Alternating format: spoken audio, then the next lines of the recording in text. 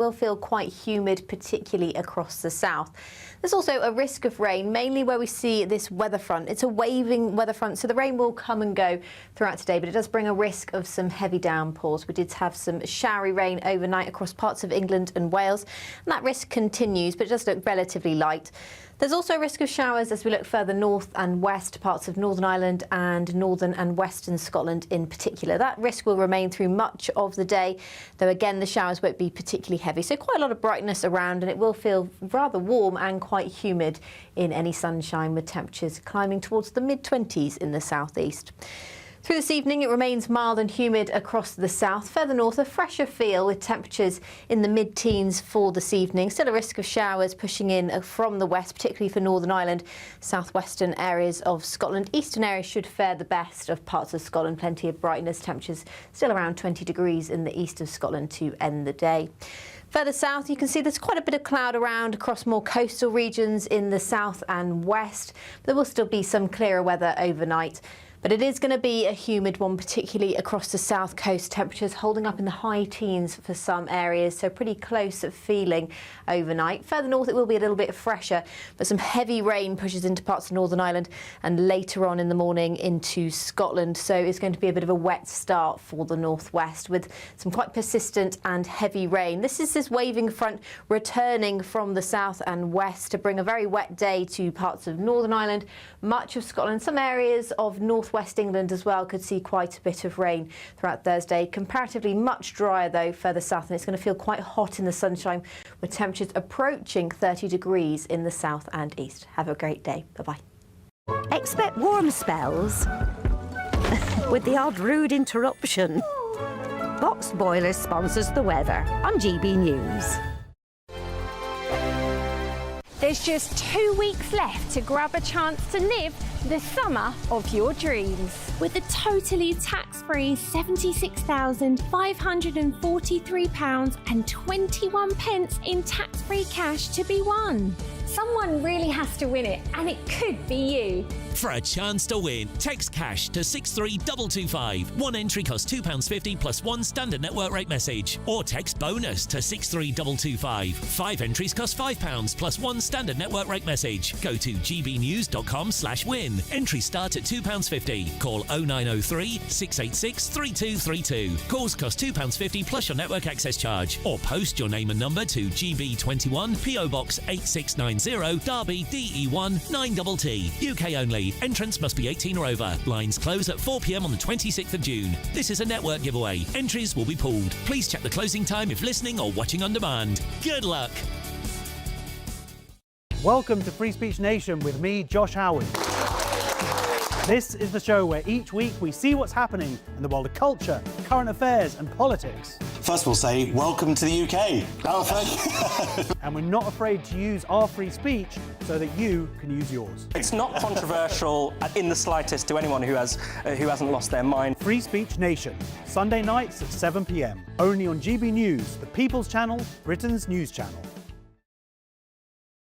Hi, I'm Michelle Dewberry, and my show is your opportunity to cut through all the noise and dive in headfirst to some robust debates. Ideas clash. Situation, No, because the failure is you're deliberately avoiding my point. Nothing's held back. And if you think this is the end of it, wait for more. And we do not shy away from the difficult stuff. Sometimes I want to shake people and say, if only you understood. So join me on Jubes & Co. weeknights at 6 p.m. only on GB News, Britain's news channel. I've been in Westminster for a long time, but I know that though power may be here, its effect on people's lives is across the whole of the country. We may be where rules are made, but it's where they're implemented that matters. Join me, Jacob Rees-Mogg, for forthright and frank discussion on where Britain has come from, where it's going, and where it will end up. That's State of the Nation, Monday to Thursday, 8 to 9 o'clock. Vox Populi, Vox Dei. Exciting news. Every Friday, my Patrick Christie's Tonight Show is going to have a twist to it. We're welcoming some special guests. You. That's right, on Fridays I'm going to be doing my show in front of a live studio audience because this show is about you and what you have to say. It's going to be the same big debates, same big topics, same big opinions, but every Friday night at 9 p.m. you are invited to come on down to Patrick Christie's Tonight to be a part of the action. only on GB News, the People's Channel, Britain's news channel.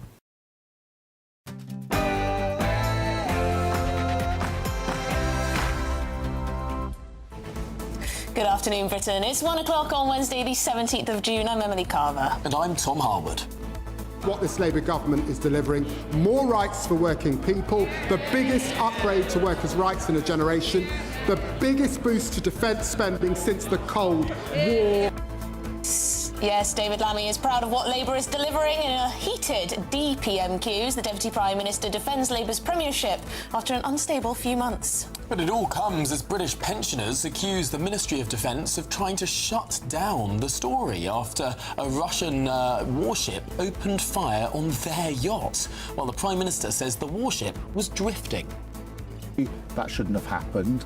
I think it's reckless, but it does look as if the MOD assessment is it was drifting. The PM says it's reckless and questions why on earth that happened so near the English Channel. The PM is signing off at the G7 with a meeting of tech bosses where he'll try and get them to convince them to ban social media for under-16s. Well, it's not just the Prime Minister questioning why this happened. Also, the retired British couple on board that yacht. They told GB News they didn't do anything wrong. I'll have all the details throughout the afternoon.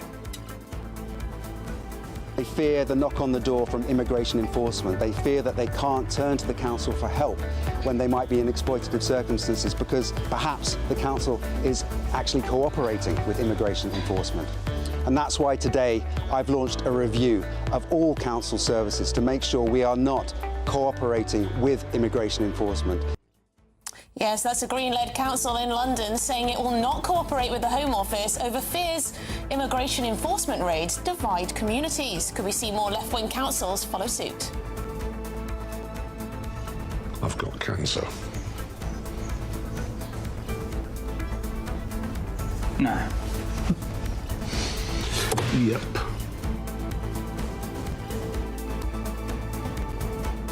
Well, Jeremy Clarkson reveals he's been diagnosed with an aggressive form of prostate cancer in a new episode of Clarkson's Farm.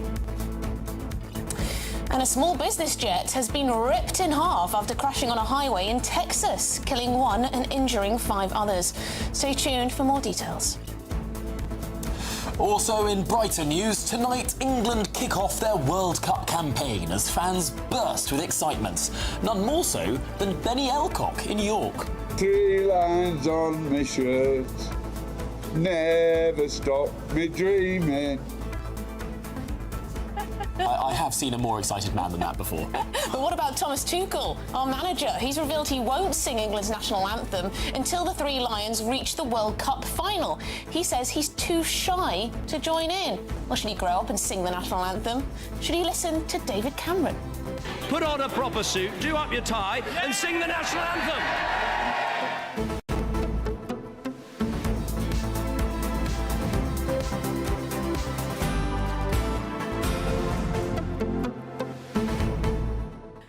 I mean, I guess the problem is that he's German.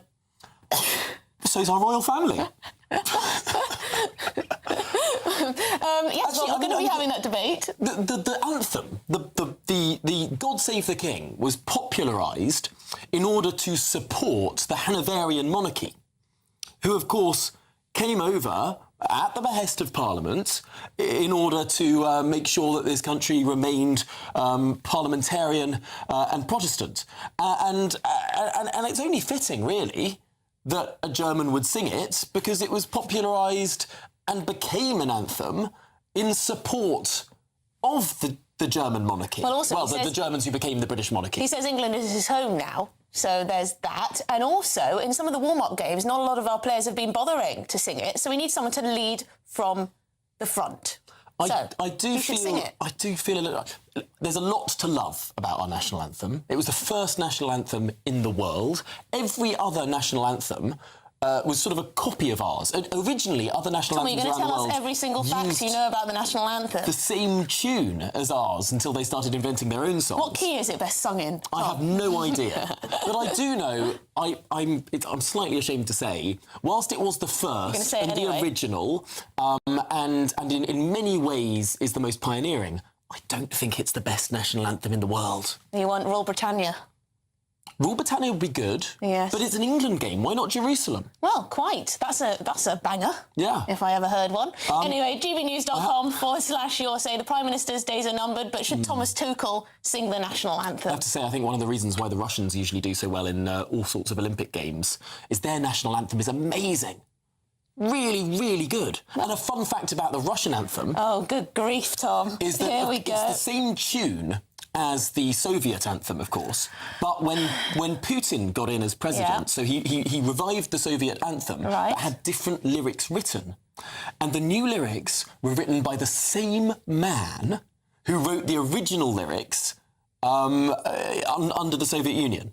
Isn't that incredible? Very interesting He wrote those original lyrics when he was a very, very young man, and he wrote the new lyrics when he was a very, very old man. We are being told by our producers in our ears to move on. I love Tom national refuses anthems. to. Well, we'll talk about more national anthems and lots of important news as well after the headlines.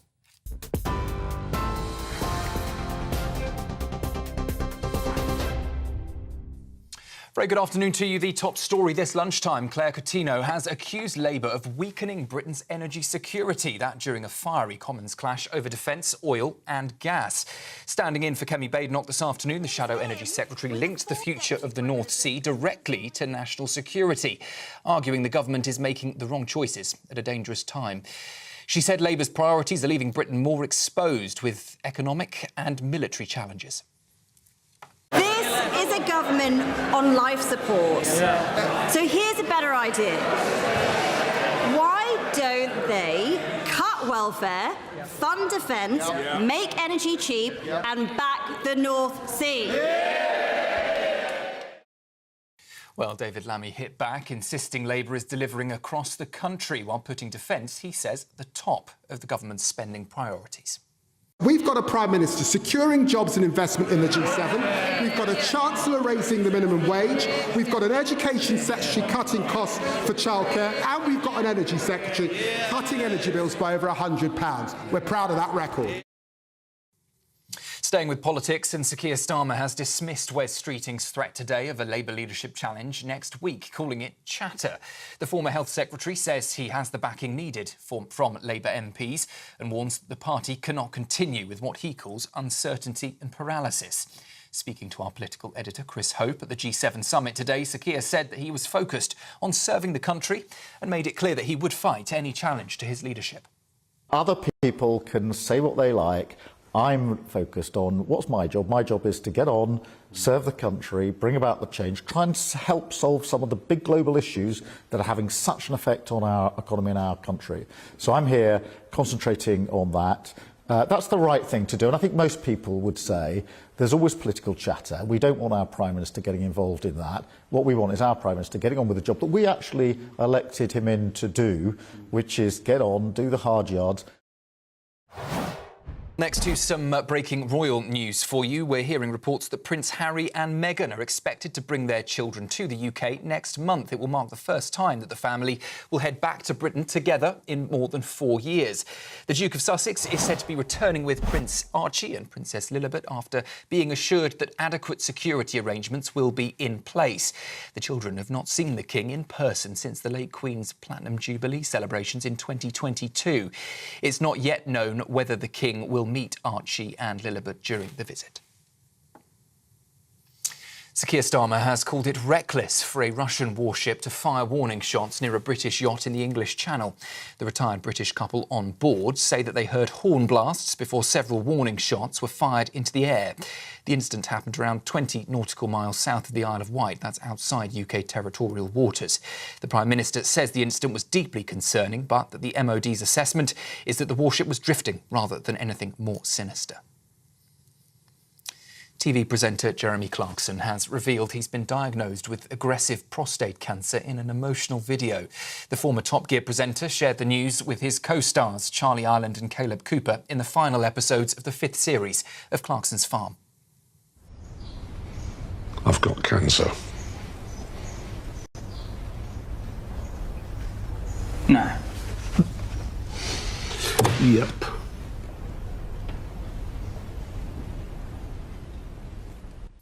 The 66-year-old said he knew about the diagnosis early and it was caught in good time. And in a message to viewers, Clarkson said that if the treatment is successful, he will return for another season. And England are set to begin their 2026 World Cup campaign tonight with a blockbuster opening match against Croatia in Dallas. Up to 15,000 England fans are expected at the stadium as the Three Lions look for revenge against the side that knocked them out of the 2018 semi-finals. But fans are being warned not to take flags with political or sensitive content into stadiums this tournament. The FA says FIFA can prevent banners from being taken into grounds if they breach tournament rules.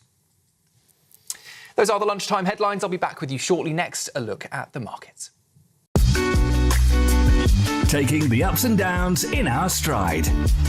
Stilts Home Lifts sponsors the GB News Finance Report.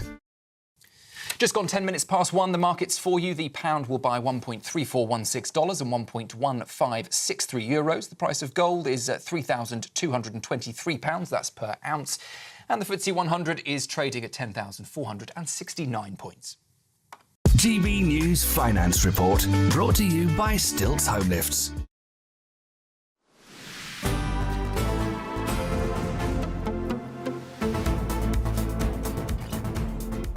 Well, good afternoon, Britain. It is 11 minutes past 1. Now, there's a huge amount of pressure on the Prime Minister at home, but he is, of course, at the G7. And Christopher Hope, our political editor, spoke to him this morning. They discussed illegal small boat crossings in the Channel. They talked about two-tier policing. Here's what Keir Starmer told us. Well, I think it's very important to separate some of these things out. Obviously, in relation to the arson attack at our house, that was dealt with by the courts, and that's now concluded. I'm very glad that justice has been done. What happened in the Channel, obviously deeply concerning, and obviously feel for the couple on the yacht. It looks, the MOD assessment, as if it was a drifting warship that fired a warning shot. That's the assessment. Clearly, that shouldn't have happened. I think it's reckless. But it does look as if the MOD assessment is it was drifting, and that's what it is. Now, that doesn't take away from the fact that clearly Russia is aggressive across Europe. We're seeing the Ukraine war now in its 5th year, clear Russian aggression. And we are seeing state-backed attacks across Europe. We were discussing it here at the G7 yesterday. So we've got to be on our guard. But the incident in the Channel, as I say, MOD assessment is that it was actually a drifting warship rather than anything more sinister than When that. you say state-backed, you mean Russia? Yes. Do you think, or have you been told by your government that the Kremlin was behind the firebombing of your house? And how do you feel about that? Well, we've had information about what was behind the arson attacks on our house. Was it Kremlin? Look, that's for others to go into. Clearly, my primary concern was the safety and well-being of my family, and I just want to say thank you to all those that ensured that justice was done in the case where there was a verdict earlier this week. And how are they, the family? Look, it's clearly, time. I mean, clearly been impacted and affected. I'd rather not go into the details, but you can imagine. As I say, we're all very relieved and grateful that justice has been done. On the issue of two-tier policing after the death of Henry Novak, are you certain there's no discrimination against white people because police don't want to be racist? Two things in relation to that. Firstly, I don't think anybody can see the footage of the arrest of Henry Novak and not be concerned and ask themselves, as I do, what role, when racial accusations are made, how does that impact policing? But I want to be really fair. We have a police force that deal with the most difficult circumstances across the country, often running towards danger to protect us. And I think that this notion of two-tier policing, it undermines what they're trying to do. It puts them more at risk. So you don't agree with it? That isn't the right thing to do. Of course, I'm concerned about the particular case. Of course, I think it's right that it's being investigated, and nobody can see that footage and not feel uneasy. There's no doubt in my mind about that. But I do think we owe it to our frontline police officers who every day are out there, often, as I say, running towards danger in order to protect us. I think it's our duty, my duty, to make sure that they've got the support they need to do a difficult job in difficult circumstances. On issues that we care about, small boats crossings, yes. Hundreds of crossings again this week. When will you stop these crossings? That's what our viewers are crying out for. No, I know they are, and I understand their concern. We have brought the numbers down. I said that we would smash the gangs. We've done record amounts of arrests. We've just had a new arrangement with the French that we will have a task force with drones doing much more surveillance on the beaches.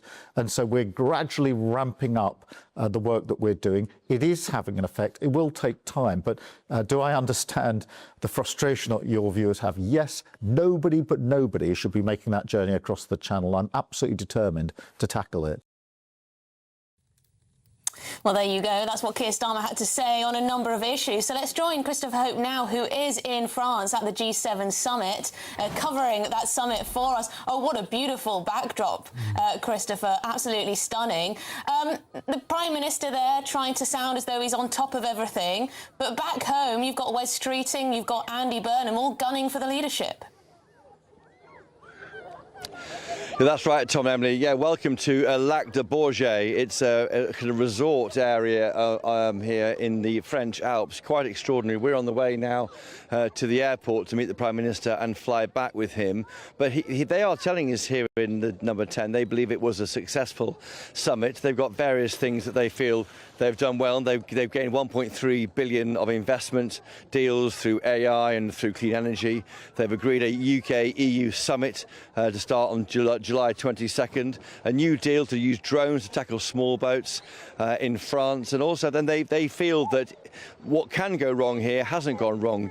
We haven't had any Donald Trump speaking out saying that he's against the ban on social media for 16-year-olds and below. And he's not saying that he's concerned about migration yet. But we are expecting to hear from him in his end of G7 press conference starting within the hour, and that could be very interesting and very difficult for Sir Keir Starmer. But right now he's done what he likes doing. He took with him on the world stage this time Lady Starmer, Victoria. She's been with him. Of course, she was last with him travelling in July 2024 at the NATO summit. So it could be seen as she wants to come with him before he isn't here anymore. There's a G20 at Mar-a-Lago in November. Will the Prime Minister be there? We don't know. So much hangs on the result of the Makerfield by-election tomorrow. Will Andy Burnham come back to politics or not? He wants to challenge Keir Starmer. We know that Wes Streeting says he's got the necessary numbers of MPs to stand. Let's see how that plays out. So he flies back to Westminster, which will be in turmoil, I expect, either way, whatever the result on Friday. Chris, do you buy what the Prime Minister was saying about this Russian warship in the English Channel? Because he says, yes, it was reckless from the Russians, but not sinister. The couple involved who were on this yacht, the British couple, seem to be saying that the Ministry of Defence is downplaying the whole story, suggesting that they were at fault in one way or another, and that actually they're being told that this whole thing needs to be downplayed, being bullied by the MOD. Well, that's right. The couple have talked eloquently to our colleagues Will Godley and Tom Fredericks. They've been very clear. They don't see what they did wrong. They were 500 metres away from the frigate, and then they went a few degrees further away from them. So they felt that it was necessary. So some children running past there. I was trying to talk. They might push us in. They see. They would say, you know, there was nothing done wrong here. I mean, the PM is trying to downplay it, and I was asking particularly about his family. That firebombing of his former car, his house, you know, that is shocking for his family. I was trying to sort of draw that out of him, but he didn't want to play ball. He doesn't talk about his family. No, of course. Well, Christopher, we'll let you get off and play ball with some of the children around you. I'm amazed they haven't pushed you in yet. Are you going to have a dip yourself? Well, Tom, I may well have a dip. That will stay between me and the producer. Right, not one for our camera or our viewers' eyes. Well, thank you very much indeed, Christopher Hope, there, live from France. He told me he had his swimming trunks under that suit. Oh, yeah? Yeah. Just, well, that'll be why you can't see, you can never see below a certain level on the camera. Careful, Genius, genius. Anyway, Sir Keir Starmer has told GB News, as we were saying, a Russian warship was reckless but not sinister for firing shots at a yacht owned by the retired British couple Alan and Jane Kelvey. That was in the English Channel. Well, the Ministry of Defence says that the shots were not aimed at the vessel and were intended to prevent a possible collision. So is the Ministry of Defence doing PR on behalf of the Russian Federation? Let's speak with Will Godley now, our national reporter. Will, it seems like the British government really wants to de-escalate and downplay what happened. It certainly seems that way. Let's remind ourselves of what the MOD have said. So their account is that the Russian vessel fired warning shots after attempts to make contact with this yacht, this sailing vessel that Alan and Jane Kelvey were sailing in, crossing the English Channel. They are sailors and have been for a number of years, and they've made this crossing across the Channel many times, but their crossing yesterday out of the ordinary, and they describe it as very scary. But they have particular issue with the fact that the MOD saying they attempted to make contact with them. The Russians attempted to. They dispute that. Alan and Jane Kelvey telling me last night that they had no communication with the Russian boat over radio. They also say the Russians did not fire flares, as the Russians claim they did, and also the MOD say was done as well. Now, the Russians, of course, in this statement accuse these two people, these two British pensioners, as being on a dangerous approach to that boat. But they dispute that entirely. They say they were following the maritime rules. They stayed within a good distance, and as soon as they heard 5 long horn blasts from this Russian boat, they altered their course by 2 degrees in order to avoid coming near them at all. And this is what they've told us. They said, we were not on a collision course in any way, shape or form. We didn't do anything wrong. We followed all the collision regulations. The closest we got to them was 500 metres, and as soon as we heard the gunshots, we put our engines on. And that's when they called 999. They praised the Coast Guards for helping them, but they said the whole ordeal, which they said lasted no longer than 5 to 10 minutes, was scary. Scary for them, frankly humiliating for the country. This has Vladimir Putin laughing. He knows he can fire warning shots at us. He can fire shots at British vessels, at British people. And he knows that our government is so frightened of confrontation because, frankly, we don't have an army or a navy anymore, that he can get away with it. Yeah, we just brush it off. Will Godley, thank you very much indeed. Our national reporter will speak to you again a bit later. It is quite extraordinary. I mean, it's interesting that this couple are being very vocal. They're speaking out in the media. Fantastic stuff. Good for them. Absolutely. Well, lots more coming up. Tonight, England kick off their World Cup campaign. Fans burst with excitement. Look at this guy, Benny Elcock in York. 3 lines on my shirt. Never stop me dreaming. 60 years of hurt, is it now? Well, or is it 50? It's 50 60. years. 50. 60. Oh, God, it's 2026, not 2016, isn't it? Blimey. Well, after the break, benefits for acne, bedwetting and constipation, as the number of people on disability benefits surpasses 4 million for the first time. Good grief. Well, all of that and more to come. You're with GB News, Britain's #1 news channel.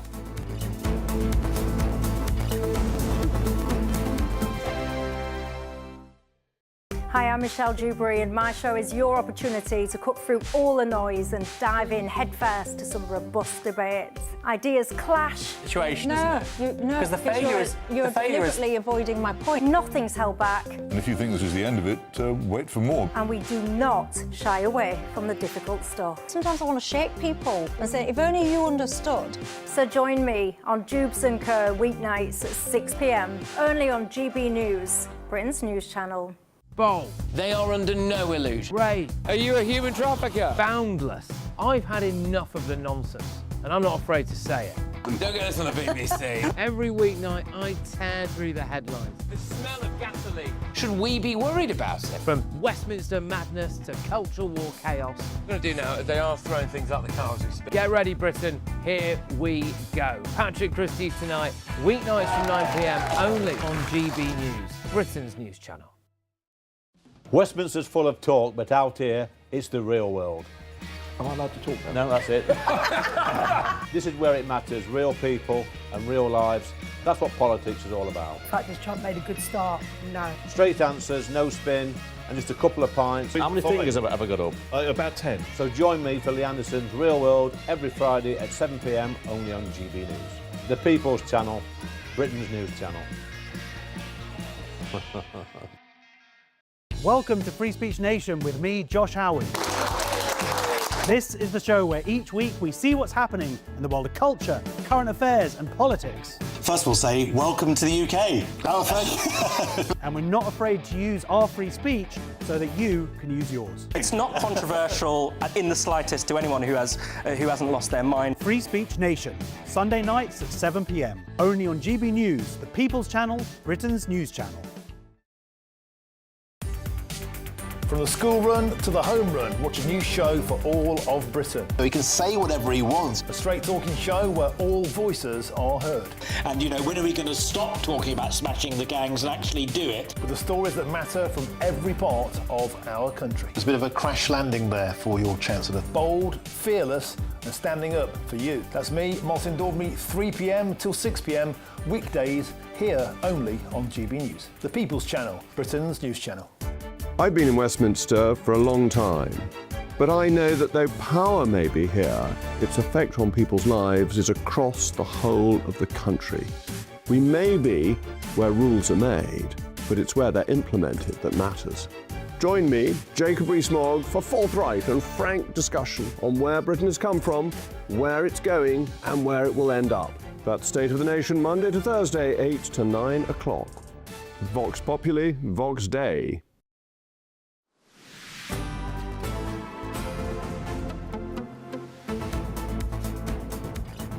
Good afternoon, Britain. 26 minutes past 1 is the time now. Before we move on, a warning as these images can be distressing for some, but take a look at this. Yes, a small business jet has been ripped in half after crashing on a highway in Texas. Now, one person has died and 5 others are injured.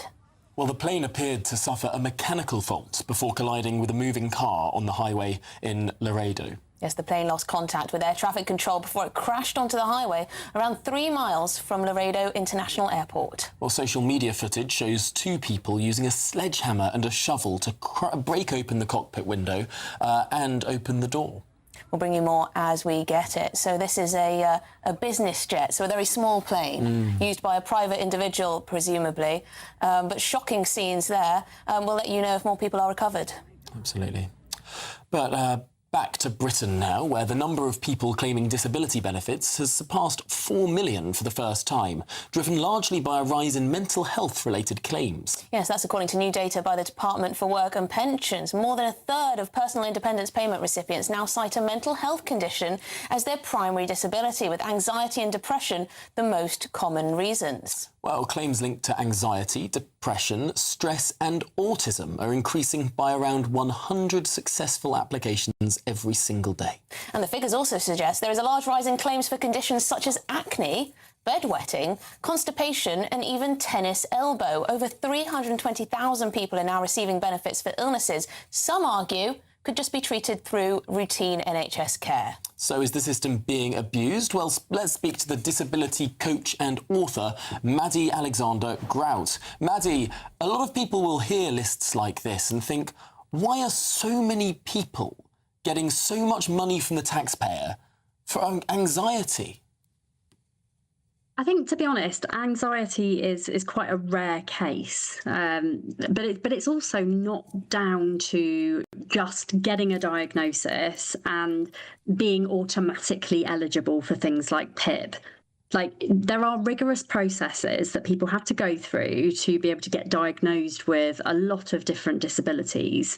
And it is done on a case-by-case basis. It's actually how your condition affects you and your ability to actually function within the world. So things like bedwetting, acne, I mean, like we've spoken about it before, things like hemorrhoids, things like, horrible things like just extra disabilities, that people have. They are very much based on a case by case basis, and it is how much it affects somebody. Maddie, as just on the opposed to anxiety, diagnosis. just on the anxiety, apparently over 500,000 people are now receiving disability benefit for anxiety disorders. And some people can claim up to £10,000 a year of PIP for for anxiety. I mean, I'm sorry, but people who are working day in, day out, often feel anxious, often have anxiety, often feel low, and they're having to fork out their taxes to pay for people's benefits who may have quite similar conditions. Whilst I get what you're saying, PIP is not an out-of-work benefit. There are so many people who claim disability benefits and are still in work and still are able to work. The whole point of PIP in itself is to level the playing field. It's actually about people who are struggling with everyday life. It is a personal independence payment for them to be able to manage life like somebody who doesn't have a disability, which is almost physically impossible. But if you're working and you have anxiety, why would you need the PIP payment? What would it be used for? Well, again, you know, saying just getting for anxiety is an extremely rare case. I would expect that those figures were probably people who have cited that they have anxiety as well as coexisting other conditions. And if you're saying anxiety disorders and you're putting things like ADHD and autism into that bracket, they are not. Anxiety might be a symptom of those things, but it's not actually a diagnosis. Okay, so what would it be used for, though? The question, what would the PIP payment be used for? Whatever somebody needs. So, you know, it could be for doctor's appointments, for private healthcare. It could really be for anything that somebody needs it for. Because again, you know, we don't know what different people are experiencing. And Maddie, do you think there's any abuse of this system? Absolutely, there's abuse of all systems. Anything's benefit related. There will always be a small percentage of people who will try and kind of diddle the system. But it's is there something a little bit more? Is there something slightly different here with this? Because I'm sure there are lots of people who don't personally think they are diddling the system, who genuinely think that they are owed this money and have a problem in their life. But perhaps the terms of reference are so broad on some of these things. And we've seen that, particularly when it comes to phone consultations rather than face-to-face consultations, the acceptance rates is just so high that people can sometimes, and I don't know if I'm talking out of place here, and I'm sorry if this offends anyone, but sometimes people can sort of talk themselves into having something and genuinely believe that they do. It's very hard to prove one way or another, and the default seems to be, yes, you can have benefits money. Not an easy process, though. You know, 4 million people have them. How can it not be? How difficult can it be if 4 million people in this country are able to apply and receive it? But again, we don't know where those figures are as accurate as just having anxiety, for example. You know, I don't think that the benefit system is easy at all. I mean, there are lots of people in my community, like I run a free community for people who are disabled. There are lots of people in there, and I see people getting declined for it for actually quite serious disabilities. You know, people who have like genuine problems who cannot get it. There doesn't seem to be any benchmark really, and I think that is a bit of a problem. I think people at the DWP are not necessarily Maddie, trained thank you very properly. much. Sorry, we have to end it there, but we really appreciate your time on that, Maddie Alexander-Grout. Well, that's one of the concerns, actually, that people with physical ailments are finding it harder to get the PIP payments than people with mental health issues, which is interesting. Or that if you go to one assessor, it might be more liberal, a different assessor, it might be more conservative. You do it by phone or in person, you get different results each time. It seems like it's not a particularly well-oiled machine. 4 million people. A government spokesperson said an individual may have multiple conditions and all are considered during the assessment through only the primary disabling condition is recorded within this data. We're fixing the broken system we inherited and have launched the TIMS review to make sure PIP is fit and fair for the future.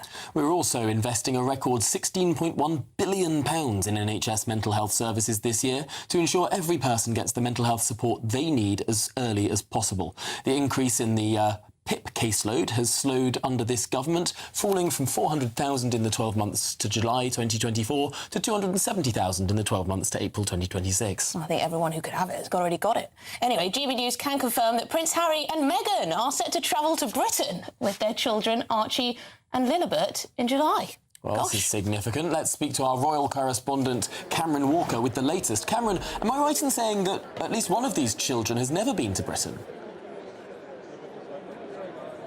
Well, they haven't been back to Britain, Tom, since I think around July, June 2022, when the late Queen was still alive. That's how long it's been since the children have been here. Meghan was last in the UK back in September 2022 for charity work initially, but then when she was here, the Queen, late Queen, passed away, so her trip was extended.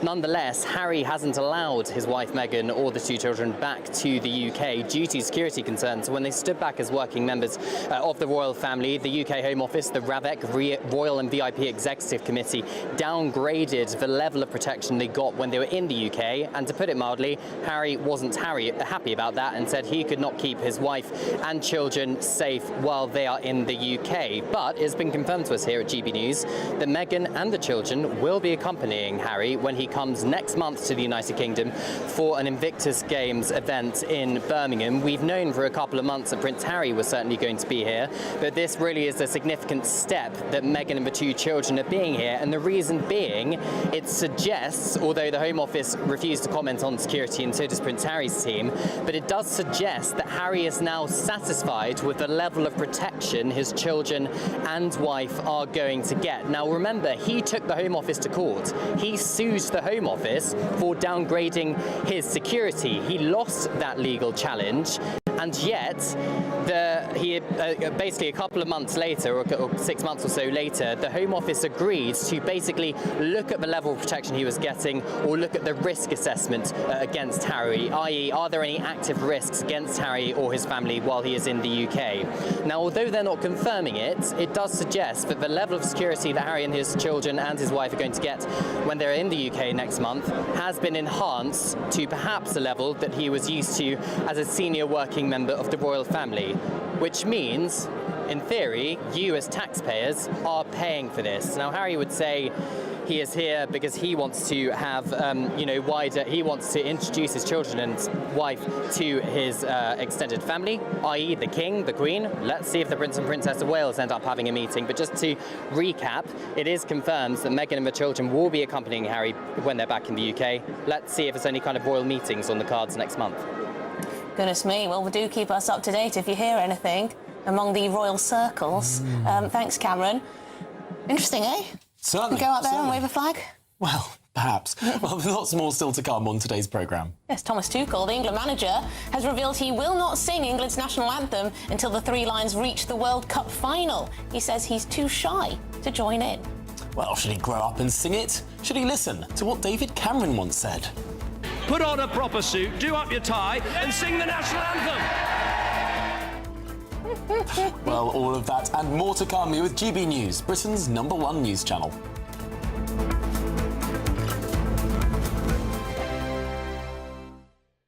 Hello, good morning. Welcome to your latest GB News weather update brought to you from the Met Office. Sunny spells for many of us, quite a lot of cloud around though, and it will feel quite humid, particularly across the south. There's also a risk of rain, mainly where we see this weather front. It's a waving weather front, so the rain will come and go throughout today, but it does bring a risk of some heavy downpours. We did have some showery rain overnight across parts of England and Wales, and that risk continues, but it does look relatively light. There's also a risk of showers as we look further north and west, parts of Northern Ireland and northern and western Scotland in particular. That risk will remain through much of the day, though again the showers won't be particularly heavy. So quite a lot of brightness around, and it will feel rather warm and quite humid in any sunshine, with temperatures climbing towards the mid-20s in the southeast. Through this evening, it remains mild and humid across the south. Further north, a fresher feel with temperatures in the mid-teens for this evening. Still a risk of showers pushing in from the west, particularly for Northern Ireland, southwestern areas of Scotland. Eastern areas should fare the best of parts of Scotland. Plenty of brightness, temperatures still around 20 degrees in the east of Scotland to end the day. Further south, you can see there's quite a bit of cloud around across more coastal regions in the south and west. There will still be some clearer weather overnight. But it is going to be a humid one, particularly across the south coast. Temperatures holding up in the high teens for some areas, so pretty close feeling overnight. Further north it will be a little bit fresher, but some heavy rain pushes into parts of Northern Ireland and later on in the morning into Scotland. So it's going to be a bit of a wet start for the northwest with some quite persistent and heavy rain. This is this waving front returning from the south and west to bring a very wet day to parts of Northern Ireland, much of Scotland. Some areas of northwest England as well could see quite a bit of rain throughout Thursday. Comparatively much drier though further south, and it's going to feel quite hot in the sunshine with temperatures approaching 30 degrees in the south and east. Have a great day. Bye-bye. Thank you, Britain, for all of you who listen to GB News Radio. Whether you're at home or on the go, you're making us Britain's news channel and Britain's radio station. Good afternoon. This is the latest AI travel news from GBNews.com. The A9 is closed southbound between the A8, 20 Doon Road junction near Dunblane and Keir roundabout due to a serious collision. On the M56 eastbound in Holton, a crash between junction 14 and 12 has closed one lane, causing 40-minute delays. Traffic on the M25 clockwise in Surrey is affected by a broken-down vehicle between junction 9 and 10, with one lane closed. On the trains, London Overground services are suspended between Clapham Junction and Willesden Junction, while Southern trains face disruption between Clapham Junction and Watford Junction. For more travel news, go to gbnews.com.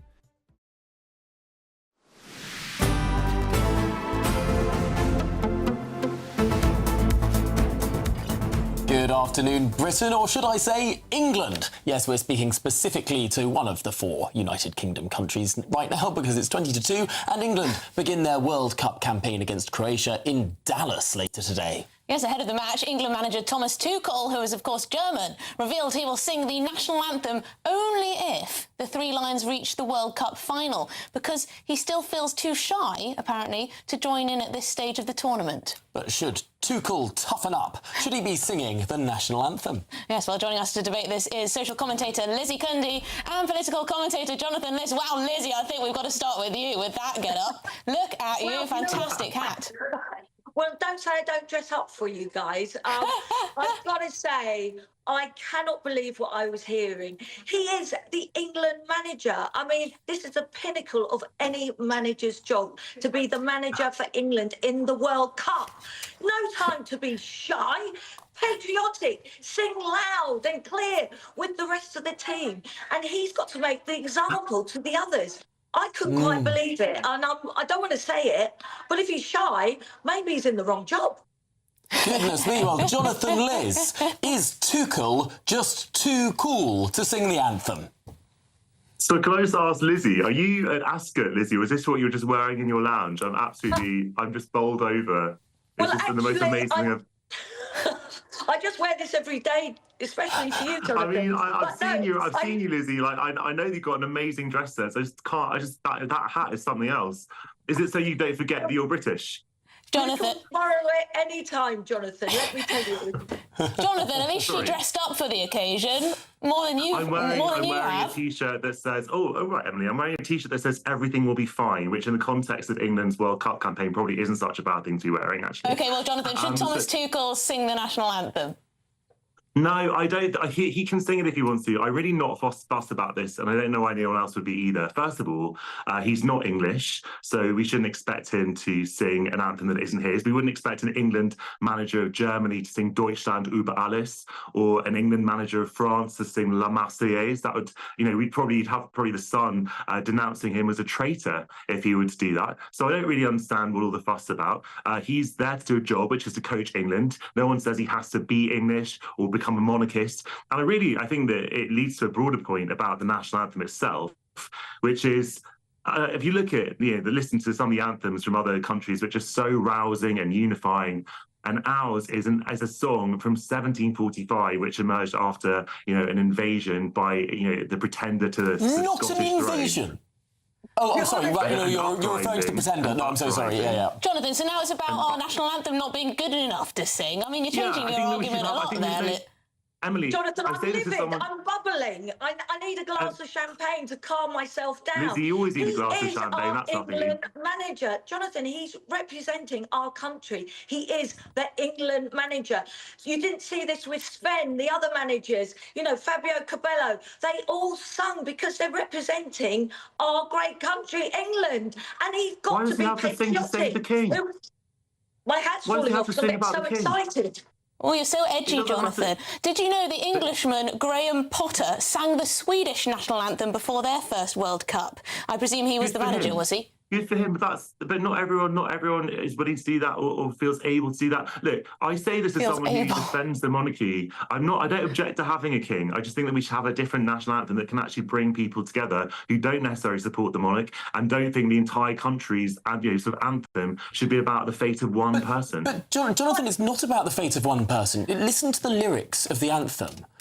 May he defend our laws and ever give us cause to sing with heart and voice. Sing with heart and voice, God save the king. Do you know the first few lines of that? You know what defending the laws means? This is an absolute, really important point about our anthem. It's a distinction. Person in the country who knows what that second verse is. By the way, most people who talk about the national anthem don't even know the national anthem. It's a distinction between our parliamentary democracy and the absolutist monarchy of France. In France, the king was the law. The state was the king. In our country, the king defends the laws made by Parliament. It's actually a hymn to democracy. Yeah, but we never sing that second verse, and no one knows what that second verse is. We can't speak at the same time. Lizzie, come in. Thomas Tuchel is saying he's too shy, which I think, frankly, is quite pathetic when you are the England manager. It really is. I mean, he's going to be watched by millions, as I said, the pinnacle of his career, and he's too shy to sing. But this is the national anthem. It is our country. They're going to win tonight, and I, for one, I'm going to be singing loud and proud, Jonathan, and I want you to too, please. Lizzie, the point is that you could be not shy enough to coach a team of footballers because you know that's your strength. But you can also accept that singing in public isn't your strength, and you can be too shy to do that. I don't think that you have to be bold about everything in life. Jonathan, you need the manager to sing so the players sing. You need the manager to sing so all the players sing, so there's a sense of patriotism and it gets the game going, I think. Anyway, Emily, we're going to leave it there. The thing that's going to be the biggest patriotism is if we actually win the match and maybe go ahead yes, to the tournament. that too. I guarantee you people would rather do that than sing the anthem. We're all going to be singing, Jonathan. It sounds like everyone but you. But we're going to win tonight. Lizzie, I just said I know more of the anthem than you do, Lizzie. I know more of the anthem than you do. Okay, guys. Lizzie Cundy. Thank you very much indeed. Bye. Jonathan reminds me of an English teacher I had who would, in an assembly, just stand there and refuse to sing the English. Really? Refuse to sing the national anthem. Yes. Edgy, eh? Did you do a lot of hymn singing at school? We did a lot of hymn singing at school. Of course we did. We had we got to sing Jerusalem about once a term, and whenever it was picked, I mean the whole hall was just it's grand stuff. Well, yes, and another question, not just whether Thomas Tuchel should sing the national anthem, is whether you should be allowed to come in late tomorrow, seeing as the matches are starting so late. Ooh. To work, that is, if you are going. Ooh. I think, well, you usually do. So, I think that should be up to an employer. He just comes in any time he fancies this one. As long as the work gets As long done. as he makes it to the desk at 12, he's A-OK. That is unfair, but Well, this is is Good it? Afternoon Britain on GB News. Lots more still to come. Yes, indeed. We are, of course, going to be returning to Evian to find out Keir Starmer's fate. But first, it's the holiday sun.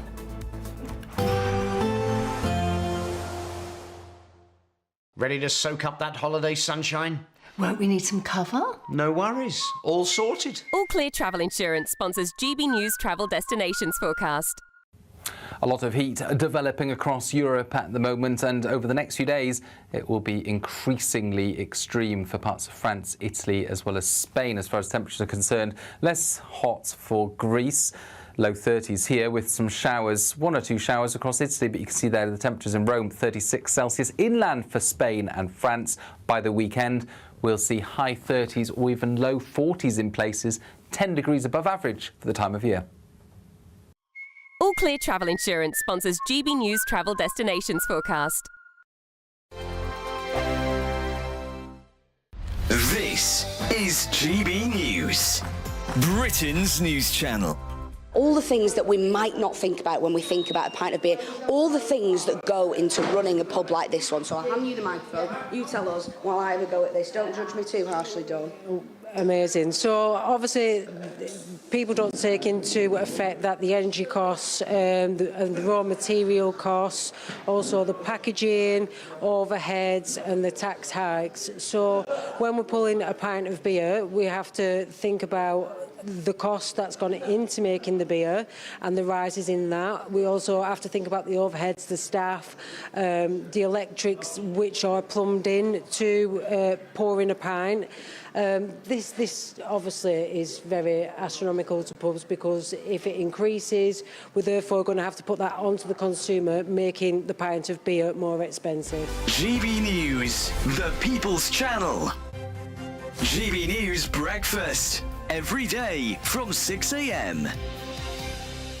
You can't help wondering if that's what Prince William, future king, of course, is sort of planning for the future, whether that's the sort of slightly more laid-back attitude towards modern life. Yes, I mean, I think we're going to see a huge change in the type of monarchy we have when he comes to the throne.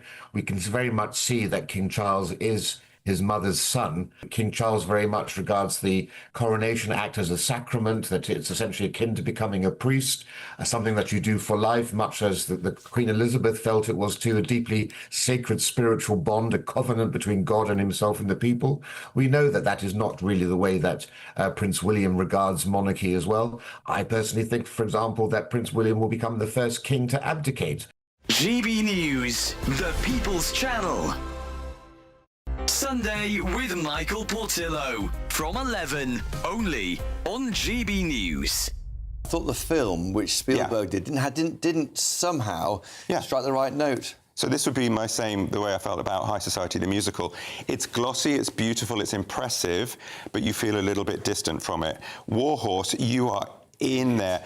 Fantastic humour, that brings you in, you laugh with them, you care about them. So even when they're in the trenches and Albert makes a friend, they're bantering about girlfriends and things like that. You absorb how arbitrary and terrible war is, you know, decisions made by people far away, young lads just shoved over to run horse charges and it's into... happening now, yeah. Stefan, let's be honest. Absolutely. What you're describing is happening now. Well, this is why it's resonating so much, because you're sitting there going, what is the point? It's so beautifully done. I cannot recommend it enough. Where? This one is on at the National Theatre. It's Come Back Home. It's where it started almost 20 years ago. GB News, the People's Channel.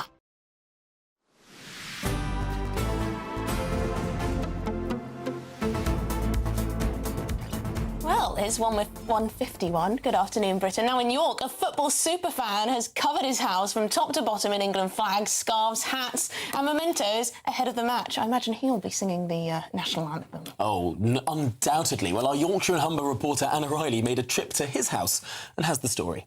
3 lines on my shirt, never stop me dreaming.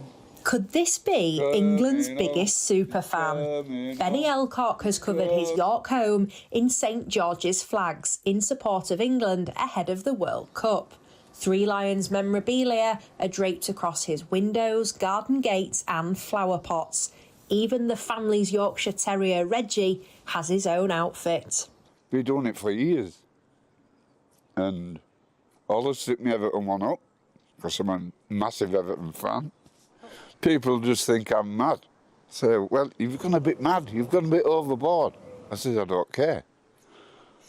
I love it. Football mad Benny can't wait for England's first match and has high hopes the team will reach the final. Win or lose, he'll be backing them. We just want to support our country. And when you're a football fan, you're a football fan. Full stop. It never, ever, ever changes. You're absolutely obsessed with it. Well, I am anyway. These decorations will be staying up until the end of the tournament. Come on, England, we can do it. We're gonna do it. Even though Benny's watching the games from here, his cheers might well be heard in America. Anna Riley, GB News, York. That's good to see, because did you see what happened in Bristol? What happened in The Bristol? Green Council told them all to take their England flags down on one of the streets. How miserable is that? So miserable. Presumably because it's divisive in England How is to fly it an England flag. divisive? Go to the streets of the United States of America at any point of the year. People will be proudly flying their flags. Look at the New York City subway, where each and every car has an American flag by the door. I mean, the Americans get this stuff, and perhaps we should take some notes. Well, we've been bullied out of it, haven't we? By some politicians, I would say. Anyway, this is Good Afternoon Britain on GB News. We've got lots more coming up on the show for you, including Keir Starmer's fate, perhaps. Goodness me. Well, stick with us. Lots to come after your very latest weather forecast.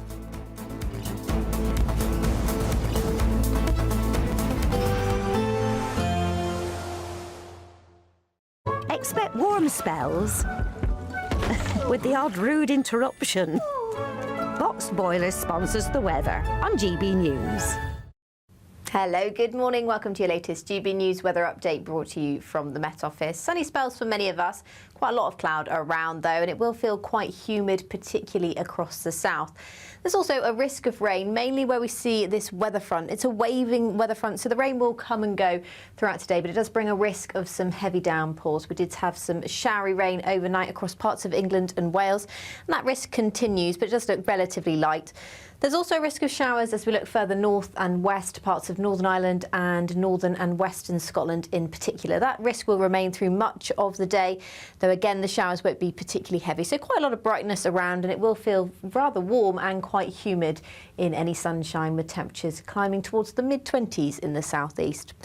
Through this evening, it remains mild and humid across the south. Further north, a fresher feel with temperatures in the mid-teens for this evening. Still a risk of showers pushing in from the west, particularly for Northern Ireland, southwestern areas of Scotland. Eastern areas should fare the best of parts of Scotland. Plenty of brightness, temperatures still around 20 degrees in the east of Scotland to end the day. Further south, you can see there's quite a bit of cloud around across more coastal regions in the south and west. There will still be some clearer weather overnight.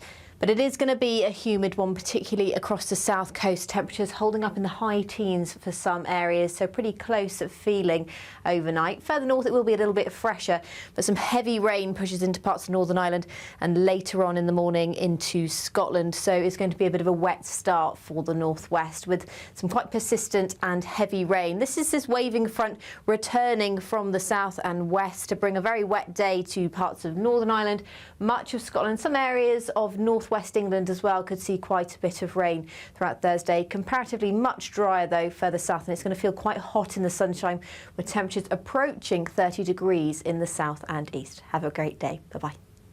Expect warm spells with the odd rude interruption. Box Boilers sponsors the weather on GB News. There's just 2 weeks left to grab a chance to live the summer of your dreams. With a totally tax-free £76,543.21 in tax-free cash to be won. Someone really has to win it, and it could be you. For a chance to win, text cash to 63225. One entry costs £2.50 plus one standard network rate message. Or text bonus to 63225. 5 entries cost £5 plus one standard network rate message. Go to gbnews.com/win. Entries start at £2.50. Call 0903 686 3232. Calls cost £2.50 plus your network access charge. Or post your name and number to GB21 PO Box 8690 Derby DE1 9TT. UK only. Entrance must be 18 or over. Lines close at 4 p.m. on the 26th of June. This is a network giveaway. Entries will be pooled. Please check the closing time if listening or watching on demand. Good luck. Do you trust what you're being told? Good, because neither do I. Those are just facts. I'm Alex Armstrong, and on my show, we'll expose the spin. Well, I want to answer that, because you didn't let me last time, because you always speak over me. The broken promises. To deny that is denying the truth. And the hypocrisy. We can allow. Stop. You think we can allow. Politics, policy, parliament. Nothing is off limits. No sugarcoating, no fear of offence, just the truth laid bare. Tune in every Saturday and Sunday at 9 p.m. for Alex Armstrong Tonight, only on GB News, Britain's news channel. At the stroke of midnight, the news doesn't stop, and neither do we. Day in, day out. Forget stuffy late-night TV shows. We're giving you a front-row ticket to the centre of the political universe. Because breaking news doesn't wait for the morning. And neither do we. Join us for one of the most controversial and volatile times of politics in human history. A very big story. Big story over here. You won't get this anywhere else. The Late Show live at midnight, every night. Only on GB News. You want to know what's really going on in the corridors of power? Labour don't know what to do with you half the time, and that makes you quite lethal in the chamber. Get behind the headlines with Chopper's Political Podcast. Join me, Christopher Hope, as I sit down with the great and the good of British politics. We'll see where this ruling takes us. These are the stories shaping our nation. Chopper's Political Podcast, available now on all platforms. Listen in and stay ahead. Join me, Nana Akua, for an informative, interactive news programme with a difference. It's fun. No, he didn't say that, Dave. I'm so surprised. I think there's an element of truth to that. Join me from 3 p.m. every weekend, only on GB News, Britain's news channel.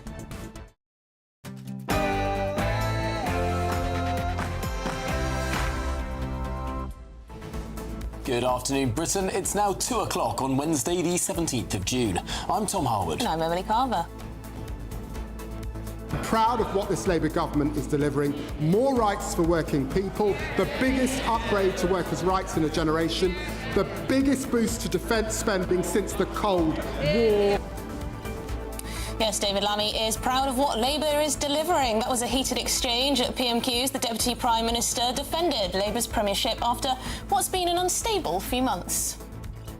But it all comes as British pensioners, 2 of them, accuse the Ministry of Defence of trying to shut the story down after a Russian warship opened fire on their yacht. The Prime Minister says the warship was drifting. Clearly, that shouldn't have happened. I think it's reckless. But it does look as if the MOD assessment is it was drifting. I've got cancer. No.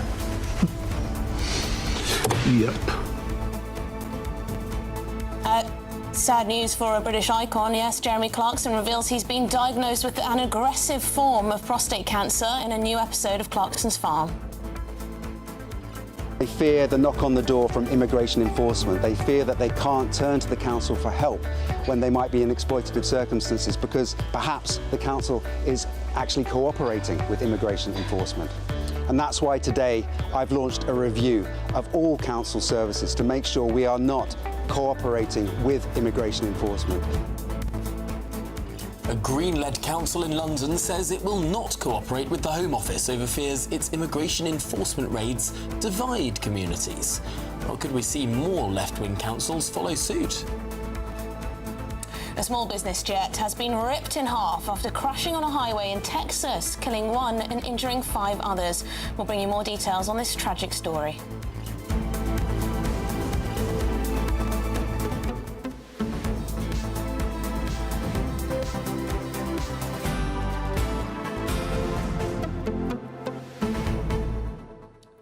Is the Prime Minister a man not long for his office?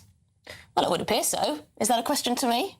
I guess so. Well, it would appear so. You've got Wes Streeting saying he's ready to oust him, saying that he should step down now to retain his dignity, I believe are the words. You've got Ed Miliband apparently ghosting the Prime Minister. You've got Andy Burnham gearing up as well for a leadership contest. Yet Keir Starmer sits there, speaks very calmly, and says, you know, he's getting on with the job. It's what we want, apparently. It's what the country wants. Is he a Pomino at this point? A Pomino? What's a Pomino? Prime Minister in name only.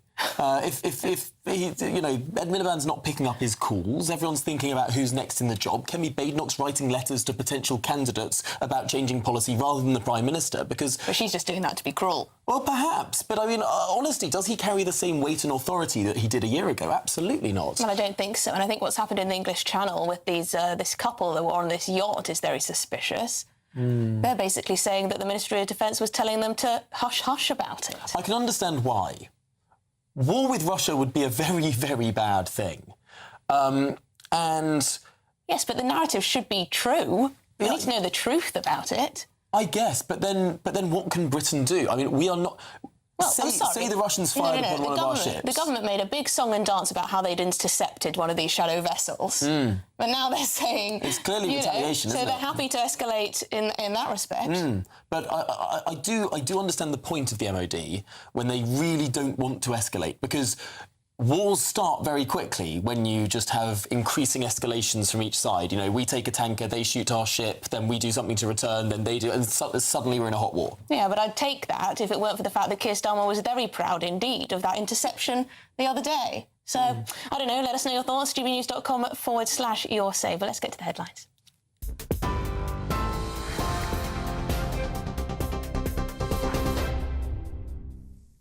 Very good afternoon to you. Just after 2 o'clock, the top story this hour. Claire Coutinho has accused Labour of weakening Britain's energy security during a fiery Commons clash over defence, oil and gas. Standing in for Kemi Badenoch earlier, the Shadow Energy Secretary linked the future of the North Sea directly to national security, arguing that the government is making the wrong choices at a dangerous time. She said Labour's priorities are leaving Britain more exposed, both economically and military. Is a government on life support. So here's a better idea. Why don't they cut welfare, fund defence, make energy cheap and back the North Sea? David Lammy hit back, though, insisting Labour is delivering across the country while putting defence at the top of its spending priorities. We've got a Prime Minister securing jobs and investment in the G7. We've got a Chancellor raising the minimum wage. We've got an Education Secretary cutting costs for childcare. And we've got an Energy Secretary cutting energy bills by over £100. We're proud of that record. Staying with politics, and Sir Keir Starmer has dismissed Wes Streeting's threat today of a Labour leadership challenge next week, calling it chatter. The former Health Secretary says he has the backing he needs from Labour MPs and warns the party cannot continue with what he's called uncertainty and paralysis. Speaking to our political editor Chris Hope at the G7 summit this morning, Sir Keir said he was focused on serving the country and made it clear that he would fight any challenge to his leadership. Other people can say what they like. I'm focused on what's my job. My job is to get on, serve the country, bring about the change, try and help solve some of the big global issues that are having such an effect on our economy and our country. So I'm here concentrating on that. That's the right thing to do, and I think most people would say there's always political chatter. We don't want our Prime Minister getting involved in that. What we want is our Prime Minister getting on with the job that we actually elected him in to do, which is get on, do the hard yards. The Prime Minister has also today called it reckless for a Russian warship to fire warning shots near a British yacht in the English Channel. The retired British couple on board say they heard horn blasts before several warning shots were fired.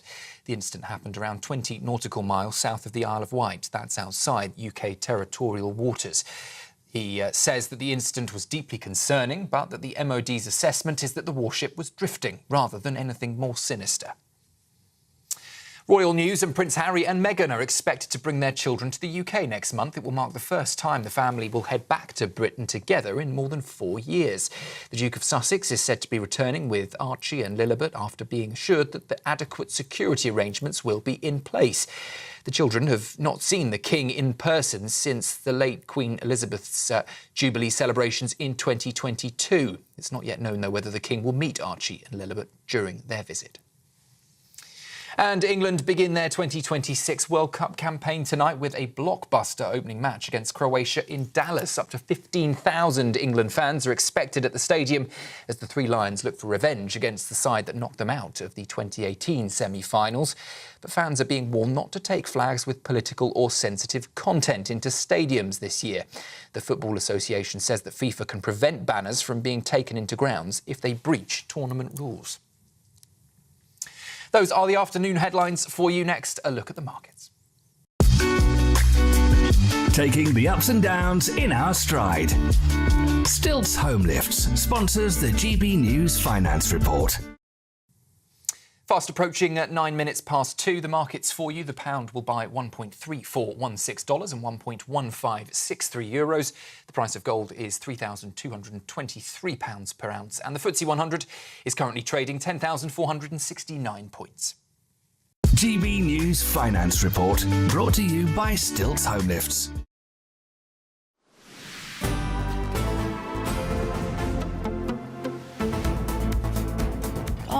Oh, yes, look at this. Yes, good afternoon. It's 8 minutes past 2. And before we move on, this year, of course, we're celebrating 5 years of GB News. Can't believe it's been 5 years, and Tom Harwood's been here since day one, haven't you? Before day one. So it's about 3 months before the launch. Fantastic stuff. Yes, on the 6th of August, we're going to be holding events across the country, and we want you there with us. So please do save the date, pending more details. Absolutely. If you want to be the first to hear about the day's plans, how to get involved, or what exciting things we have in store for you, well, scan that QR code on the screen or visit gbnews.com/celebrate. That's gbnews.com/celebrate to find out all about it. And a QR code stands for Quick Response Card, doesn't it, Tom? You told us that yesterday. I did, yeah. That was fascinating. Quick Response Code.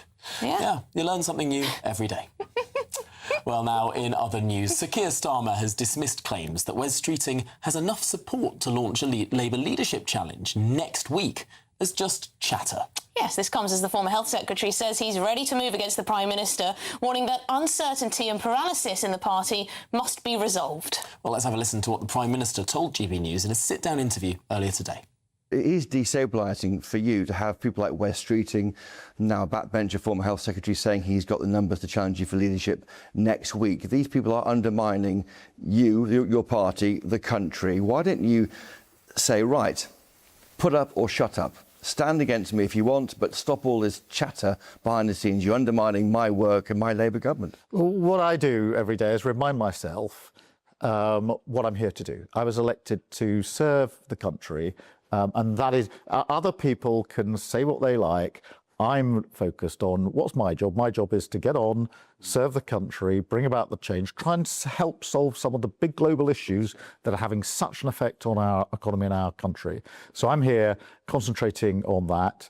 That's the right thing to do. And I think most people would say there's always political chatter. We don't want our Prime Minister getting involved in that. What we want is our Prime Minister getting on with the job that we actually elected him in to do, which is get on, do the hard yards, have those discussions with G7 leaders about Iran, made some real progress in the last week, real progress again on Ukraine. These are, you know, in the one sense, global issues, but they have a huge impact back at home. Is this a Prime Minister in denial? Well, our GB News chief political correspondent Catherine Forster is with us. Keir Starmer very much keep calm and carry on. I'm doing the job I was elected to do. But in the background, you've got Andy Burnham telling him to leave with some dignity before he tries and ousts him. You've got Wes Streeting saying similar, that he's got the numbers and that the Prime Minister should step down before it gets messy. Yes, keep calm and carry on was exactly what I was going to say, because he's very much trying to pretend that this is business as usual. He's getting on with running the countries in Evian-les-Bains, but this could potentially be his last foreign trip. I mean, he might get to the NATO summit at the beginning of July, but it does feel, certainly here in Westminster, like the end of days for the Prime Minister. I was at Wes Streeting's 50-minute economic vision speech for the country yesterday in a very, very fancy location overlooking Tower Bridge, where he made it very clear, A, he says he's got those 81 numbers, and B, he is 100% going to stand, even though, as I pointed out to him, maybe not very tactfully, that the current polling would suggest has got no hope of winning. So Wes Streeting says he's going to stand. The Prime Minister is digging in, is saying that he will stand if there's a challenge, but there shouldn't be a challenge.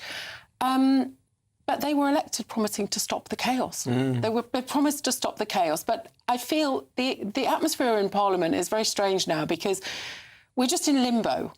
The epicentre of politics is not here.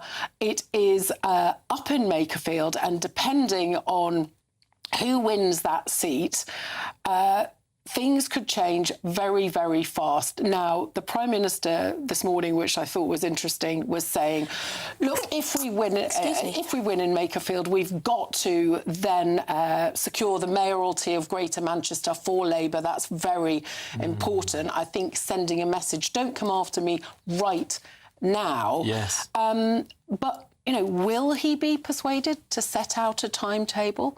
If he goes for a contest, the chances are that he is not going to win. Nobody quite knows what happens next because Labour do not get rid of prime ministers, let alone prime ministers that get big majorities. Well, we all remember how messy it was with Boris Johnson, pretending that the government wasn't collapsing around him, as it was, as he faced that famous liaison committee sitting there and everyone's phones were going off, another resignation, another resignation, another resignation, and he was just merrily marching on with literally no one behind him. But ultimately, the Prime Minister does seem to be following, in a funny sort of way, the Boris Johnson playbook.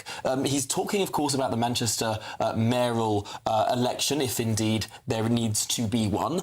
That will be a point of focus, but also this EU summit on the 26th of July. Interesting that it hasn't come on in June when everyone expected it would be. He's pushed it into next month, the end of next month, perhaps saying, I need to go to this summit to secure the best deal for Britain. You can't dethrone me before then. Well, I think it's partly too that there's lots of things still to be ironed out. I think the EU asking for rather more than we want to give, but clearly they're very keen to get something over the line in July. I think there's clearly going to have to be a conversation between the Mayor of Greater Manchester, if he wins in Makerfield, and the Prime Minister over the weekend, and then we will see what happens. I suspect that if the Prime Minister digs in and says you're going to have to fight me, what might happen then early next week is that cabinet ministers might start to resign. Ed Miliband, perhaps. We hear that they're not in touch. The Prime Minister's spokesman denied that flatly, said don't believe everything you read in the papers, but they're obviously not on good terms because we know that Ed Miliband weeks ago suggested to the Prime Minister it might be time to set out a departure. Shabana Mahmood, perhaps. So we could be in a pretty much a mirror situation of what we had with Boris Johnson, but all at a time where there are so many problems in the country, and this is a government that was elected promising to stop the chaos. Imagine that, Ed Miliband could be our future Chancellor of the Exchequer. Oh, fantasy cabinet is a fun game to play, isn't it? Catherine Forster, thanks very much indeed. Yes, well, the Makerfield by-election will take place on the 18th of June, so we will read the candidates as we mentioned it. Andy Burnham for the Labour Party, Alan Howlin Lord Hope from the official Munster Raving Loony Party, Robert Kenyon from Reform UK, Rebecca Shepherd from Restore Britain, Michael Winstanley, the Conservative Party, Jake Austin, the Liberal Democrats, Dan Clark, the Libertarian Party, Peter Mark Ward, the Rejoin EU Party, Sarah Wakefield, the Green Party, Ed Gemmell from the Climate Party, Robert Pownall, the Independent, John Alfred Dyer, another Independent, Paul Richard Gould, an Independent, and Count Binface of the Count Binface Party. Well, very good. Now, Sir Keir Starmer has told GB News a Russian warship was reckless but not sinister for firing shots at a yacht owned by the retired British couple Alan and Jane Kelvey in the English Channel. Clearly, that shouldn't have happened. I think it's reckless, but it does look as if the MOD assessment is it was drifting. Well, the Ministry of Defence says the shots were not aimed at the vessel and were intended to prevent a possible collision. Well, joining us now is former Tory MP and British Army officer James Sunderland. James, thank you very much for joining us. Can you help us make sense of this? Is the Prime Minister and the Ministry of Defence trying to downplay this incident? That's what the couple involved are saying. Well, good afternoon, Tom and Emily. In this particular case, the Prime Minister is right. The MOD assessment is also right. If you look at what happened, a British yacht called Bright Future, manned by a British couple, allegedly within 500 metres of a Russian frigate, the Admiral Grigorovich. International law states that reasonable force can be taken if the threat justifies that force. It was clearly an escalation of force issue in the sense that a warning sound was made, and then the yacht clearly avoided it. And I think the Prime Minister was right by saying that firing warning shots after the alarm had been sounded 5 times was reckless. Now, James, a lot of people might raise an eyebrow at this because it comes so soon after the seizure of the Russian Shadow Fleet tanker by the British Army. Is this not very clearly just a tit for tat? We take their tanker, they shoot at one of our yachts. Yeah, commentators have said today that there's no connection at all between the two incidents. I would disagree with that. There clearly is a connection. But what you've got is the tanker being boarded by the Royal Marines, played out on the world stage in terms of the media. pictures beamed into living rooms, clearly quite embarrassing for Russia. And then you have a yacht within 500 meters of a Russian frigate. I think in this particular case, the captain or the officer of the watch on the frigate was making a statement. It was clearly a deterrent action by firing warning shots at an otherwise non-threat, low-threat yacht. And I suspect that it was done in retaliation. But the wider issue here is, Russian frigates operating in the Channel, they're going to feel the pressure, they're going to feel the threat of operating so close to, British and French waters. There's a NATO element here as well. So I would hazard a guess that, they're probably quite stressed on board with what happened recently with the boarding of the tanker. So what were they doing in our waters, James? Who knows? You could ask that same question of the daily cyber attacks from the Russians. You could ask the question of the Russian Air Force by flying Russian aircraft into British airspace. You could ask about non-identifiable ships allegedly cutting cables in the Channel. It's clearly part of a campaign of harassment, of presence. Russia is clearly making a nuisance of itself. I suspect that the frigate itself was there to escort unregistered vessels, perhaps fuel vessels through the Channel, just making Russia's presence known, just causing mischief, I suspect. But the lesson here is don't approach Russian frigates unless you really have to. OK, James Sunderland, thank you very much indeed. I'll bear that advice in mind for the future. Former Conservative MP and British Army officer. Well, this is Good Afternoon Britain on GB News. Plenty more still to come. Yes, a jet has been ripped in half after crashing on a highway in Texas, killing one and injuring 5 others. Stay tuned for more details on this tragic story. But after the break... They fear the knock on the door from immigration enforcement. They fear that they can't turn to the council for help when they might be in exploitative circumstances because perhaps the council is actually cooperating with immigration enforcement. And that's why today I've launched a review of all council services to make sure we are not cooperating with immigration enforcement. Yes, the Green-led council in London says it will not cooperate with the Home Office over fears its immigration enforcement raids divide communities. Could we see more left-wing councils defy the Home Office? Well, all of that and more to come here with GB News, Britain's #1 news channel.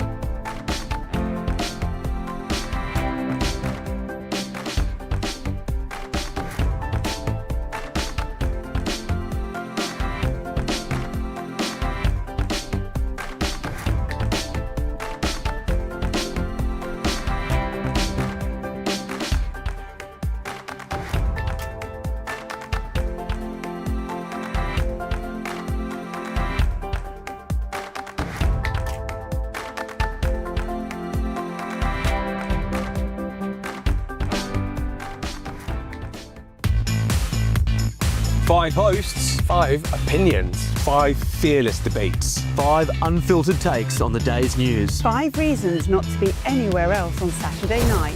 This is the Saturday 5. You got me.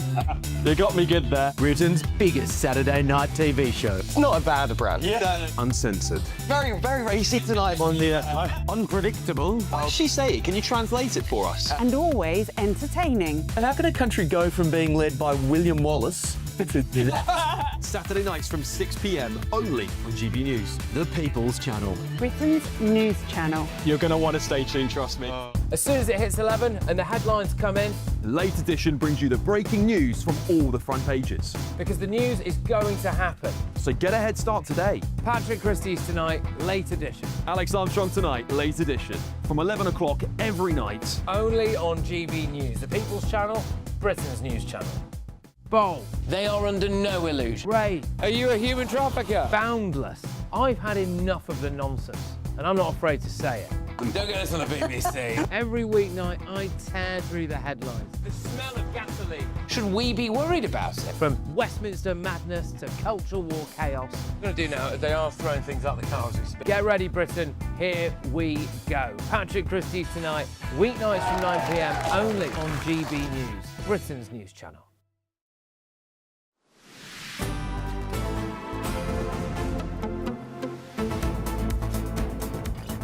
Good afternoon, Britain. It's 24 minutes past 2, and the television presenter Jeremy Clarkson has revealed he's been diagnosed with aggressive prostate cancer in an emotional scene in his Amazon show, Clarkson's Farm.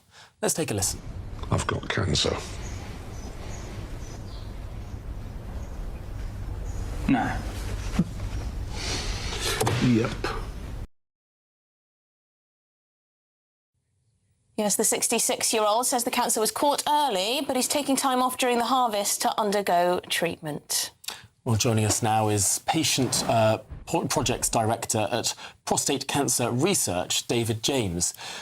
David, prostate cancer is one of the most common forms of cancer amongst men in particular, well, exclusively. Just how much of a danger is this? Prostate cancer is, as you say, it's the most common cancer now in the UK, full stop, and the most common cancer in men. So that means 1 in 8 men in their lifetime will be diagnosed with prostate cancer. So that's every year we have over 63,000 men diagnosed with this disease. So it's increasingly common and it's increasingly causing problems. Jeremy Clarkson, obviously today, talking about this and sharing his diagnosis. But what his diagnosis shows us also is when it's caught early, even if it is aggressive, the chances of survival are really very good. And that's why it's so important that people are more aware of this disease. So when he says an aggressive form, what does that exactly mean, David? So when prostate cancer is diagnosed, it's graded according to a scoring system called the Gleason score. And there are 5 different kind of grades, from a kind of lower risk disease, where the type of treatment or kind of monitoring that you get will be very different to the grading you get if it's seen as a higher risk disease. So in his situation, it is this kind of higher risk, and that's where it's even more important that we deal with it and treat it quickly before it has the chance to spread to other parts of the body, because at that point, that's when it can become incurable. So there is a big, big difference between catching it early and catching it late. If people are concerned about this, how easy is it to get tested? What does the test involve? I think a lot of people are slightly concerned about that. So if you are concerned about your risk, and there are some kind of key factors, right? Age is a key factor. So if you're over 50, I would encourage you to be aware of prostate cancer, because you do fall into a higher risk group. But then if you have a family history of the disease, so a brother or father, say, with prostate cancer, or you're a black man, those put you into an elevated risk as well. And if you are in any of these categories, there's a simple blood test. It's called a PSA blood test. And you can request one from your GP. So if you go to your GP and say to them, I'm kind of concerned about prostate cancer, they will talk to you about the pros and cons of the test. And if you still wish to have that, then it's your right on the NHS to have that blood test. Now, an elevated result does not mean you have prostate cancer. It's the first step in a journey, which the next step would be an MRI scan. And then if that is elevated, then a biopsy. So it is a simple process, but one we would encourage men, if you are concerned about your risk, go speak to your healthcare professionals. OK, well, thank you very much, David, for putting out that message for us. David James, Director of Patient Projects at Prostate Cancer Research. And frankly, good on Jeremy Clarkson for being so open about this, because it will help many, many others. Yeah, I know, men in their 60s sometimes don't want to get things checked, do they? But it's good to, of course. Well, moving on now, Lambeth Council is taking a stand against what it calls the government's hostile environment immigration policies. Yes, so the council says it's reviewing its relationship with immigration enforcement and wants residents, regardless of status, to feel safe accessing local services without fear. That's illegal immigrants accessing taxpayer-funded services. Well, here's the post that they shared on Twitter. Fear the knock on the door from immigration enforcement. They fear that they can't turn to the council for help when they might be in exploitative circumstances because perhaps the council is actually cooperating with immigration enforcement. And that's why today I've launched a review of all council services to make sure we are not cooperating with immigration enforcement. I mean, this is mad, surely. We're joined by Green Party activist Ashok Kumar. Ashok, why on earth should a London-based council not cooperate with the Home Office? Well, look, the point is that if you're a housing officer or you're a social worker, your role is to provide services for the residents in the borough. It's not to enforce immigration laws. You're not an immigration officer, and just like we wouldn't expect an immigration officer to report or to, help youths at a youth center, we don't expect a youth worker to be an immigration officer. It's really that simple. We don't believe that, cultures of fear allow for people to freely and openly come and seek services. Just as an example, let's imagine an immigrant or an undocumented migrant is in a relationship with a British man, and that man is being abusive, domestic violence, rape, whatever, what have you. They should feel comfortable coming to a refuge without the fear of them coming and that data being shared they'd be a lot safer with the being Home deported, Office. wouldn't they? Well, I mean, that's not the role of the borough. The borough is not going to gather data. That's an abusive relationship. It doesn't matter if they get deported. Well, maybe they're free of that. Maybe you should go talk to them, Tom, and tell them their options. But the point is that the council isn't going to enforce them because that makes the public less safe, and it gives mostly women less options when they're a victim of abuse or witnesses of crime. We want witnesses of crime to report it. If you witness a crime in a green-controlled borough, we want you to report it without fear that that's going to be reported to the Home Office. If you're a victim of crime, we want you to report it without being fearful that you're going to be reported to the Home Office. OK, but this councillor is going far beyond that. He's standing in front of a sign saying, well, some graffiti actually, saying all migrants welcome. What he's essentially saying is that even if you're an illegal migrant, come to Lambeth, we'll keep you, in housing and whatever else. We won't report you to the Home Office. And if the Home Office do try to deport you, we'll stand in the way. No, every single borough and council in the country practically, but especially in London, have a taxpayer-funded, local council tax-funded UKBA officer. And their role is to gather data and send it to the Home Office. We don't believe that that should be the role of the council. And, what we found in the US, where this is modeled after, when it's introduced, when sanctuary laws are introduced, there's 3 times more likely for victims of domestic violence and rape victims reporting those to refuges, reporting them to social workers. I don't know about you guys, and this might be crazy, might call us crazy, but the Green Party believes that we should prioritize getting rapists and child molesters off our streets over trying to target victims of domestic violence who may have overstayed their visa. Stepped through Alice in Wonderland's looking glass with this conversation, because we have seen the elevated cases of particularly sexual crime around high concentrations of small boat migrants. Not to say every single small boat migrant is someone who's going to commit a sexual assault, but we do know that demographically they are disproportionately in that category. We have seen that data. Partly that's because they're high concentrations of young men with nothing to do, but there are other suspicions as well. And frankly, there has been some information out of the United States in these so-called sanctuary cities where people try to not enforce immigration law, that there is increased crime, that there is increased risk for those who already live there. What do you say to that? Well, I'd love to see that data, because the data is pretty overwhelming, that women and witnesses are 3 times more likely to report the crimes against them and report crimes in general. Ask yourself, Tom, it's good that lots of crimes are being reported. That's good, but what if more crimes are being committed? If you are a victim of, or you witness a crime, are you more or less likely to report it, or more or less likely to go to a refuge? If you know is the crime more or less likely to happen in the first place is perhaps my question. No, people who perpetrate crimes, of course that's being reported, because that has nothing to do with the council. The council provides services, it's not police services. Hang on, sorry, that's this totally councillor, sorry, Ashok, this councillor is Jonathan Bartley. He is the Lambeth Council's cabinet member for safer, thriving neighbourhoods. And what he's essentially saying is that illegal migrants should feel welcome in Lambeth, and that will make your area safer. Seriously? You're saying that illegal migrants will make the area safer and more thriving? You guys are switching the topic. The police are not enforcing this. The police are not part of councils. Councils provide services for youth services, domestic violence victims. That's what the council, we don't want them to feel deterred. That's how crime goes up. We want witnesses of crimes. We want people who are victims of domestic violence or rape or child molestation to report them. You guys might prioritize targeting, I don't know, someone who overstayed their visa. We want to prioritize getting rapists and child molesters off our street. That's the position of the Green Party. But isn't it, and I'm sorry, we are running over slightly, but I think it's an important question. If someone comes into this country illegally, the very first thing they have done is break the law. That is how they've got here in the first place. Are they not disproportionately more likely to disregard other laws because the very first thing they have done in coming to this country is break one of our most fundamental laws? Well, we're not talking about the people who've broken those laws because that's criminal activity. What we're talking about is victims of domestic violence, victims of rape, people in which the services of the council affects. We don't enforce criminal laws. We don't enforce. If you're an illegal migrant who has come here illegally, that is breaking the law. Tom, I think there's some confusion here. The councils don't enforce criminal law.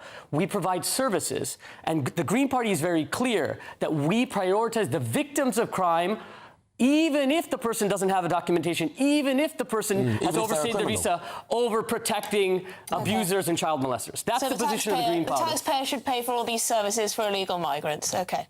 Well, Ashok Kumar, thank you very much indeed. Green Party activist, you put up a robust defence of that story from Lambeth Council. But I do think we're going to see more of this, aren't we? Particularly if Reform were to form a government. And they're saying they'll put all the illegal migrants in areas where people are voting for them. For the Greens, yeah. Well, Lambeth Council has, of course, been contacted for comment, and we'll bring you their comment as soon as we get it. Well, you're with Good Afternoon Britain on GB News. Lots more coming up on today's show. Yes, Donald Trump will be speaking at the G7 summit in France any moment now. There we are. There's the lectern ready and waiting. Well, don't move a muscle for that. All of that, and of course more as well to come, you lucky things. This is GB News, Britain's #1 news channel.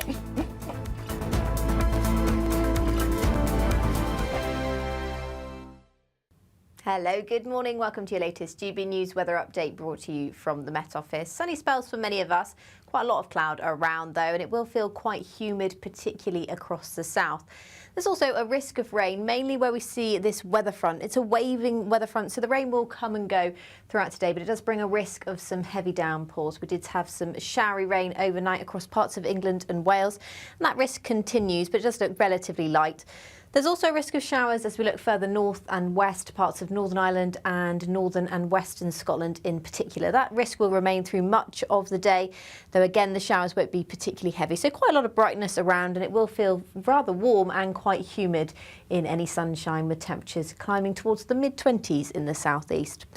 Through this evening, it remains mild and humid across the south. Further north, a fresher feel with temperatures in the mid-teens for this evening. Still a risk of showers pushing in from the west, particularly for Northern Ireland, southwestern areas of Scotland. Eastern areas should fare the best of parts of Scotland. Plenty of brightness, temperatures still around 20 degrees in the east of Scotland to end the day.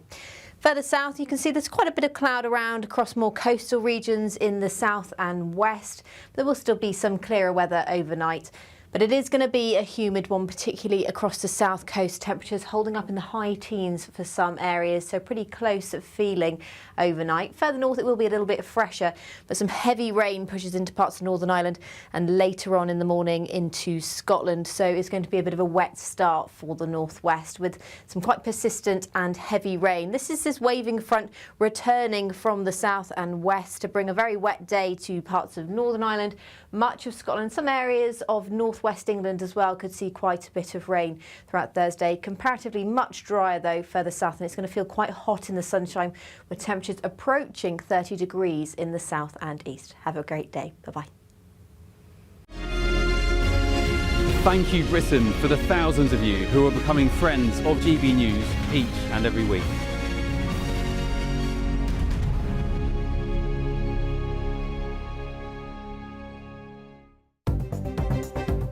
Good afternoon. This is the latest AI travel news from gbnews.com. The A9 southbound is closed from the A820 Doon Road junction at Dunblane to Keir roundabout due to a collision. There are eastbound delays on the M56 in Cheshire West and Chester between the A494 Chester and Junction 14. On the M5 southbound in Dudley, debris has closed one lane between junctions 2 and 3. Slow traffic is on the A30 westbound in Cornwall due to a crash between the A3047 Camborne West Junction and the A3074. And on the trains, no services run on London Overground between Clapham Junction and Willesden Junction. For more travel news, go to gbnews.com.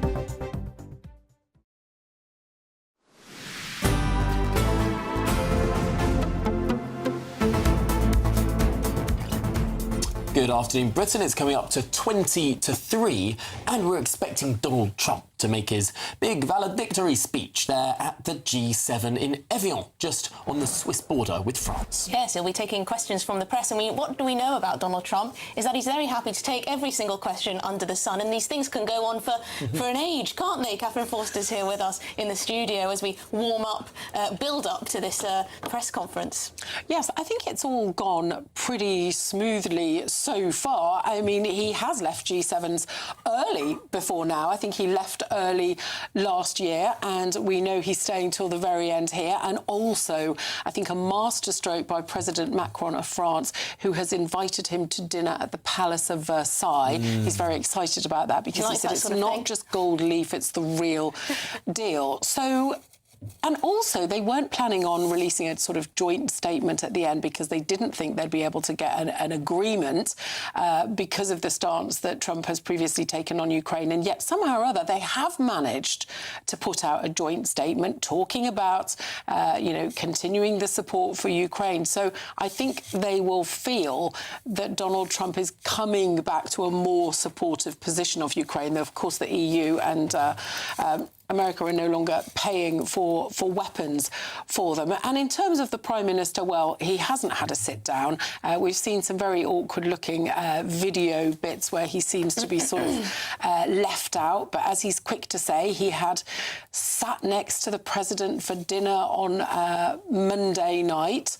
And yes, we will see. But the potential for these press conferences for Donald Trump to say something explosive is very, very high. We did think he might take a pop at the PM over immigration, over defence spending, all sorts of tricky areas. It hasn't happened yet, but it could be happening very shortly. And Donald Trump and Sir Keir Starmer have sort of studiously avoided each other, or more so than normal, one might suspect, at this particular G7. It does look awkward, though. In fairness to the Prime Minister, I will say that Donald Trump, clearly upset with him, felt that we and other allies were not there for them at the beginning of the Iran war. I mean, Israel and America did decide to start this without consulting allies, but Donald Trump was then very upset when people wouldn't get involved. But he's been upset with quite a lot of European leaders. Giorgia Meloni, who was previously a favourite, hit back when he was pretty rude about the Pope, and he said, oh, she's not the same person anymore. Emmanuel Macron and he have this wild handshaking battle, don't they, every time they meet. Donald Trump has been pretty rude about Macron's relations with his wife, and Macron hit back about that. He's also said that Macron, poor Emmanuel, is wrong about everything. I think he said previously, doesn't know what he's doing. So, you know, managing Donald Trump, he is a politician like nobody else on earth because he doesn't do diplomacy, does he? He operates in a totally different way to everybody else. But I think at the moment, it seems to be the feeling that the G7 has gone well and a lot of pitfalls have been avoided so far. He's still the Queen Bee, isn't he? He walked into one of these leader meetings saying, I'm the boss, and everyone there was laughing along. I heard that. But it's true, isn't it? I mean, all of these leaders, and of course they're used to being the numero uno in their country, but there is definitely a pecking order here, isn't there? Because, of course, America, the biggest beast of all. And, yeah, I think there will be relief here, but it does look, doesn't it, with our own Prime Minister, and you see it not just with Donald Trump, but that European leaders know what's going on. They know that the Prime Minister is probably not going to be here in a few days or weeks or certainly months. And to some extent, he is a little bit superfluous now. They were all slapping each other on the back over the social media ban. Macron saying how fantastic it is, and other leaders as well. That's another thing. On the European side, of course. That's another thing, actually, that we might come a cropper over, in that clearly these social media companies are nearly all American. I mean, they are unbelievably wealthy. These tech bros, more wealthy and powerful than a lot of countries. And OK, the PM decided to go after Grok and won that battle a few months ago. We've got the Online Safety Act. America already wasn't very happy about that. But now this social media ban that the government has announced, without, it seems, having all the nitty-gritty of how it's going to work and be operated, that is actually to come later. On that point, Catherine, and sorry for the slight tangent, it does seem extraordinary how rushed this announcement has been. You have some parts of the government saying this is going to be done at a device level. Only, you know, the phone maker will be the thing that sort of sets whether the person using it is old or not. And then other parts of the government are saying, no, that's not how it's going to work. It's going to be up to the individual social media companies. They have no idea. They have absolutely not a Scooby. It's clear as mud at the moment, and the Prime Minister on Monday, when it was announced, said there'd be legislation in the autumn, it should be law by the spring. But there's so much that we don't know, and it feels very much like this has been rushed out ahead of the by-election, while the Prime Minister feels that he can still make announcements and get things done, because the consultation only closed, I think, 3 weeks ago. 90% of people who responded said that they liked the idea of this. But there's lots of problems too. We've seen in Australia, kids are very smart. They're so much more tech savvy than us. Probably not you, Tom. I know you're amazing at all these things, but somebody my age, you know, they can run rings around us. They use VPNs. They find ways, and that's what people like Molly Russell's father, Ian Russell, thinks, that this is not the right answer, because he thinks that this is letting the tech bros off the hook rather than actually keeping their content. We're speaking to a lot of mums. They're delighted about this change, and he knows that. He knows it's popular with a lot of parents. But anyway, we're going to take a very short break and come back when Trump arrives. Absolutely. Don't move a muscle.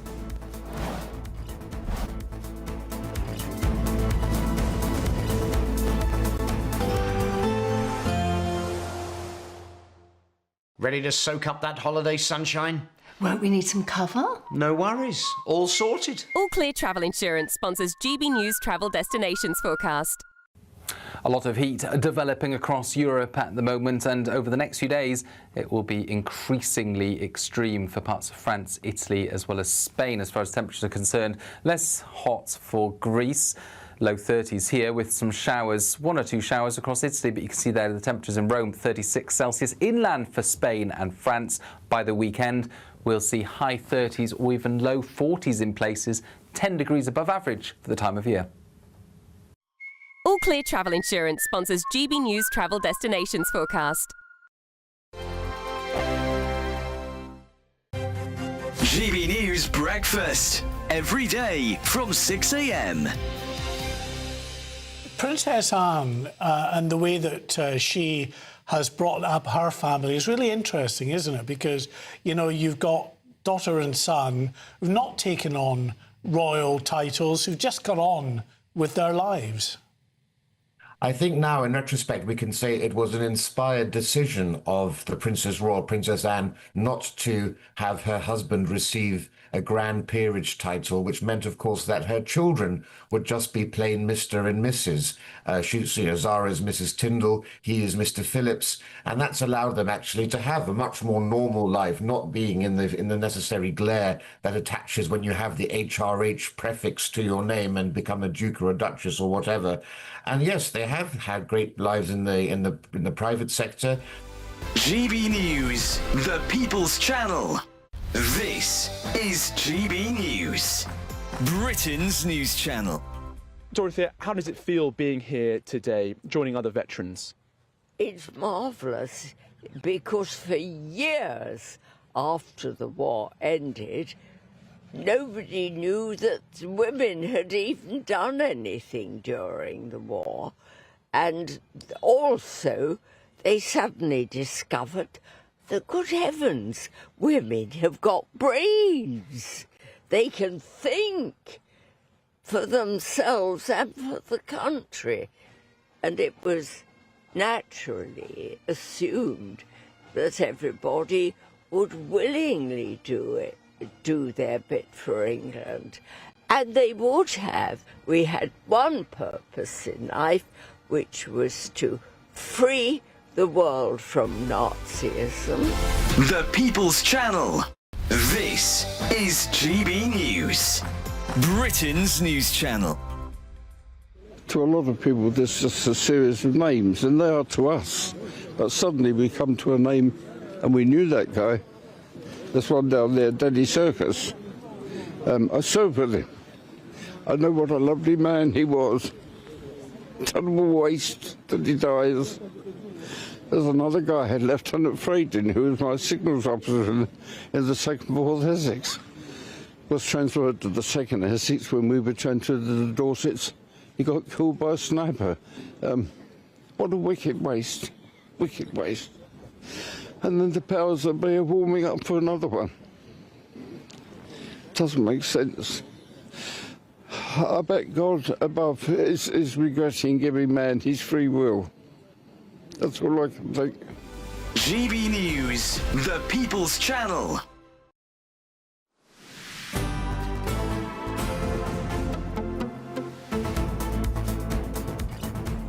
Right, good afternoon, Britain. It's 2:49 and we're going to cross now to Evian, where Donald Trump is about to hold a press conference. There he is. What a magnificent room. All the press will be there waiting to put their questions to Donald Trump. Look how many press there are as well. Huge It's going to be a numbers. very long press conference if he does what he usually does, Yeah. which is go through every blooming question in the room. He does do that, Catherine, doesn't he? Catherine Forster, who's with us. Yes, for those lucky enough to get in there. I mean, I was at the NATO summit last summit in The Hague, the one at which we and other NATO allies pledged to get to 5% by 2035, 3.5% on core defence and 1.5% defence adjacent. And I couldn't get in. Everybody wanted to be. There was this crazy, crazy queue. But let's see how this long it goes on for. I mean, that looks like a lot of people standing there to me. And Does anyone know what room this is? It looks almost like an opera house. I would imagine it's a multi-purpose use venue. Yeah. I mean, it can't only host G7s, although it has hosted one G7 before. It's one of the few parts of the world that has done a G7 twice. Beautiful place. Oh, really? Well, I didn't know that. But he did walk out of the one which was in Quebec, Canada last year. So I think a masterstroke of Macron to dangle this dinner at Versailles. But he also walked out of another Canadian G7 back in 2018. And there was a very famous photograph of leaders standing round a table, Donald Trump sitting, looking defiant, and they were all looking very, very angry with him. And of course, if you think back to his first term, this saying that basically other NATO allies were freeloading in terms of defence spending is not a new theme. It's something that he said for a long time, and indeed former American presidents too. And he was saying, you know, you need to pay up, otherwise I'm out of here. And there were concerns, and I think as recently as last year, concerns that he potentially could pull out of NATO unless we all paid up. Now, Germany is surging ahead with defence spending. Poland's at, 4.8%. We are at, we are some way behind. And I think we'll have got off quite lightly if nothing is said about that in this press conference, or indeed he doesn't take a pop at us. I mean, it could be lots of things. It could be wind farms. He doesn't like the wind farms, does he? Is he going to have a pop on immigration? Because we were told that, you know, think of immigration in Europe as a security issue for the West. Yeah. Is he going to make that loud and clear, perhaps? That was brief before, wasn't it? And also we've had people like J.D. Vance, the vice president, went to the Munich Security Conference and I think horrified European leaders, saying, you've let in far too many people, what are you doing? I think Donald Trump before was the phrase civilizational erasure. He's pretty much said Europe is going to hell in a handcart because we're letting too many people in. Free speech, that's another one. I mean, the list of things there's that a few bugbears, Catherine. There's a few. But I think worth saying, too, that he's not really in favour with European leaders either, because America and Israel chose to start this war with Iran without consulting other countries. The effects have been very real on all of us and with our bills soaring. Reverberate. Well, Catherine Forster, thanks indeed for being with us. We're going to hand the baton over. And a baton, what an effective word word for a G7 in France. We're going to hand that over to Martin Daubny in just a moment, who's going to pick up with Trump's big press conference. Don't move.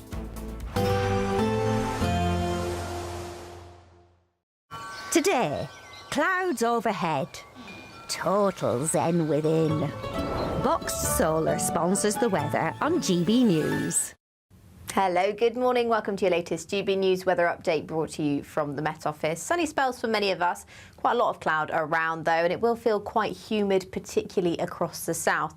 There's also a risk of rain, mainly where we see this weather front. It's a waving weather front, so the rain will come and go throughout today, but it does bring a risk of some heavy downpours. We did have some showery rain overnight across parts of England and Wales, and that risk continues, but it does look relatively light.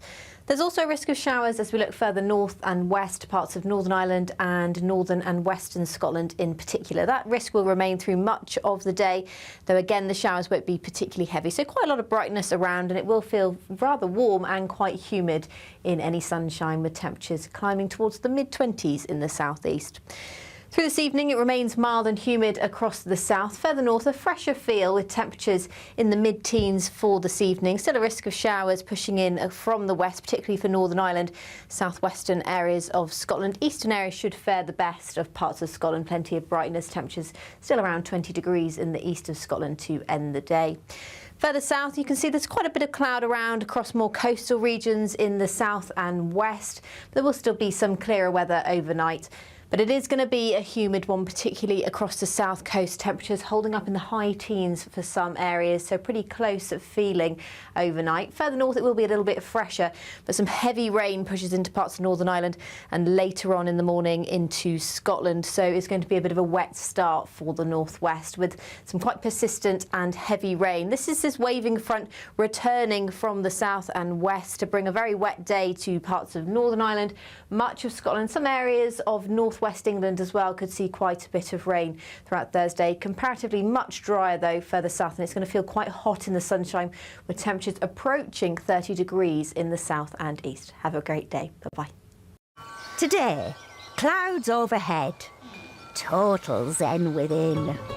Boxed Solar sponsors the weather on GB News. There's just 2 weeks left to grab a chance to live the summer of your dreams. With a totally tax-free £76,543.21 in tax-free cash to be won. Someone really has to win it, and it could be you. For a chance to win, text cash to 63225. One entry costs £2.50 plus one standard network rate message. Or text bonus to 63225. 5 entries cost £5 plus one standard network rate message. Go to gbnews.com/win. Entries start at £2.50. Call 0903 686 3232. Calls cost £2.50 plus your network access charge. Or post your name and number to GB21 PO Box 8690 Derby.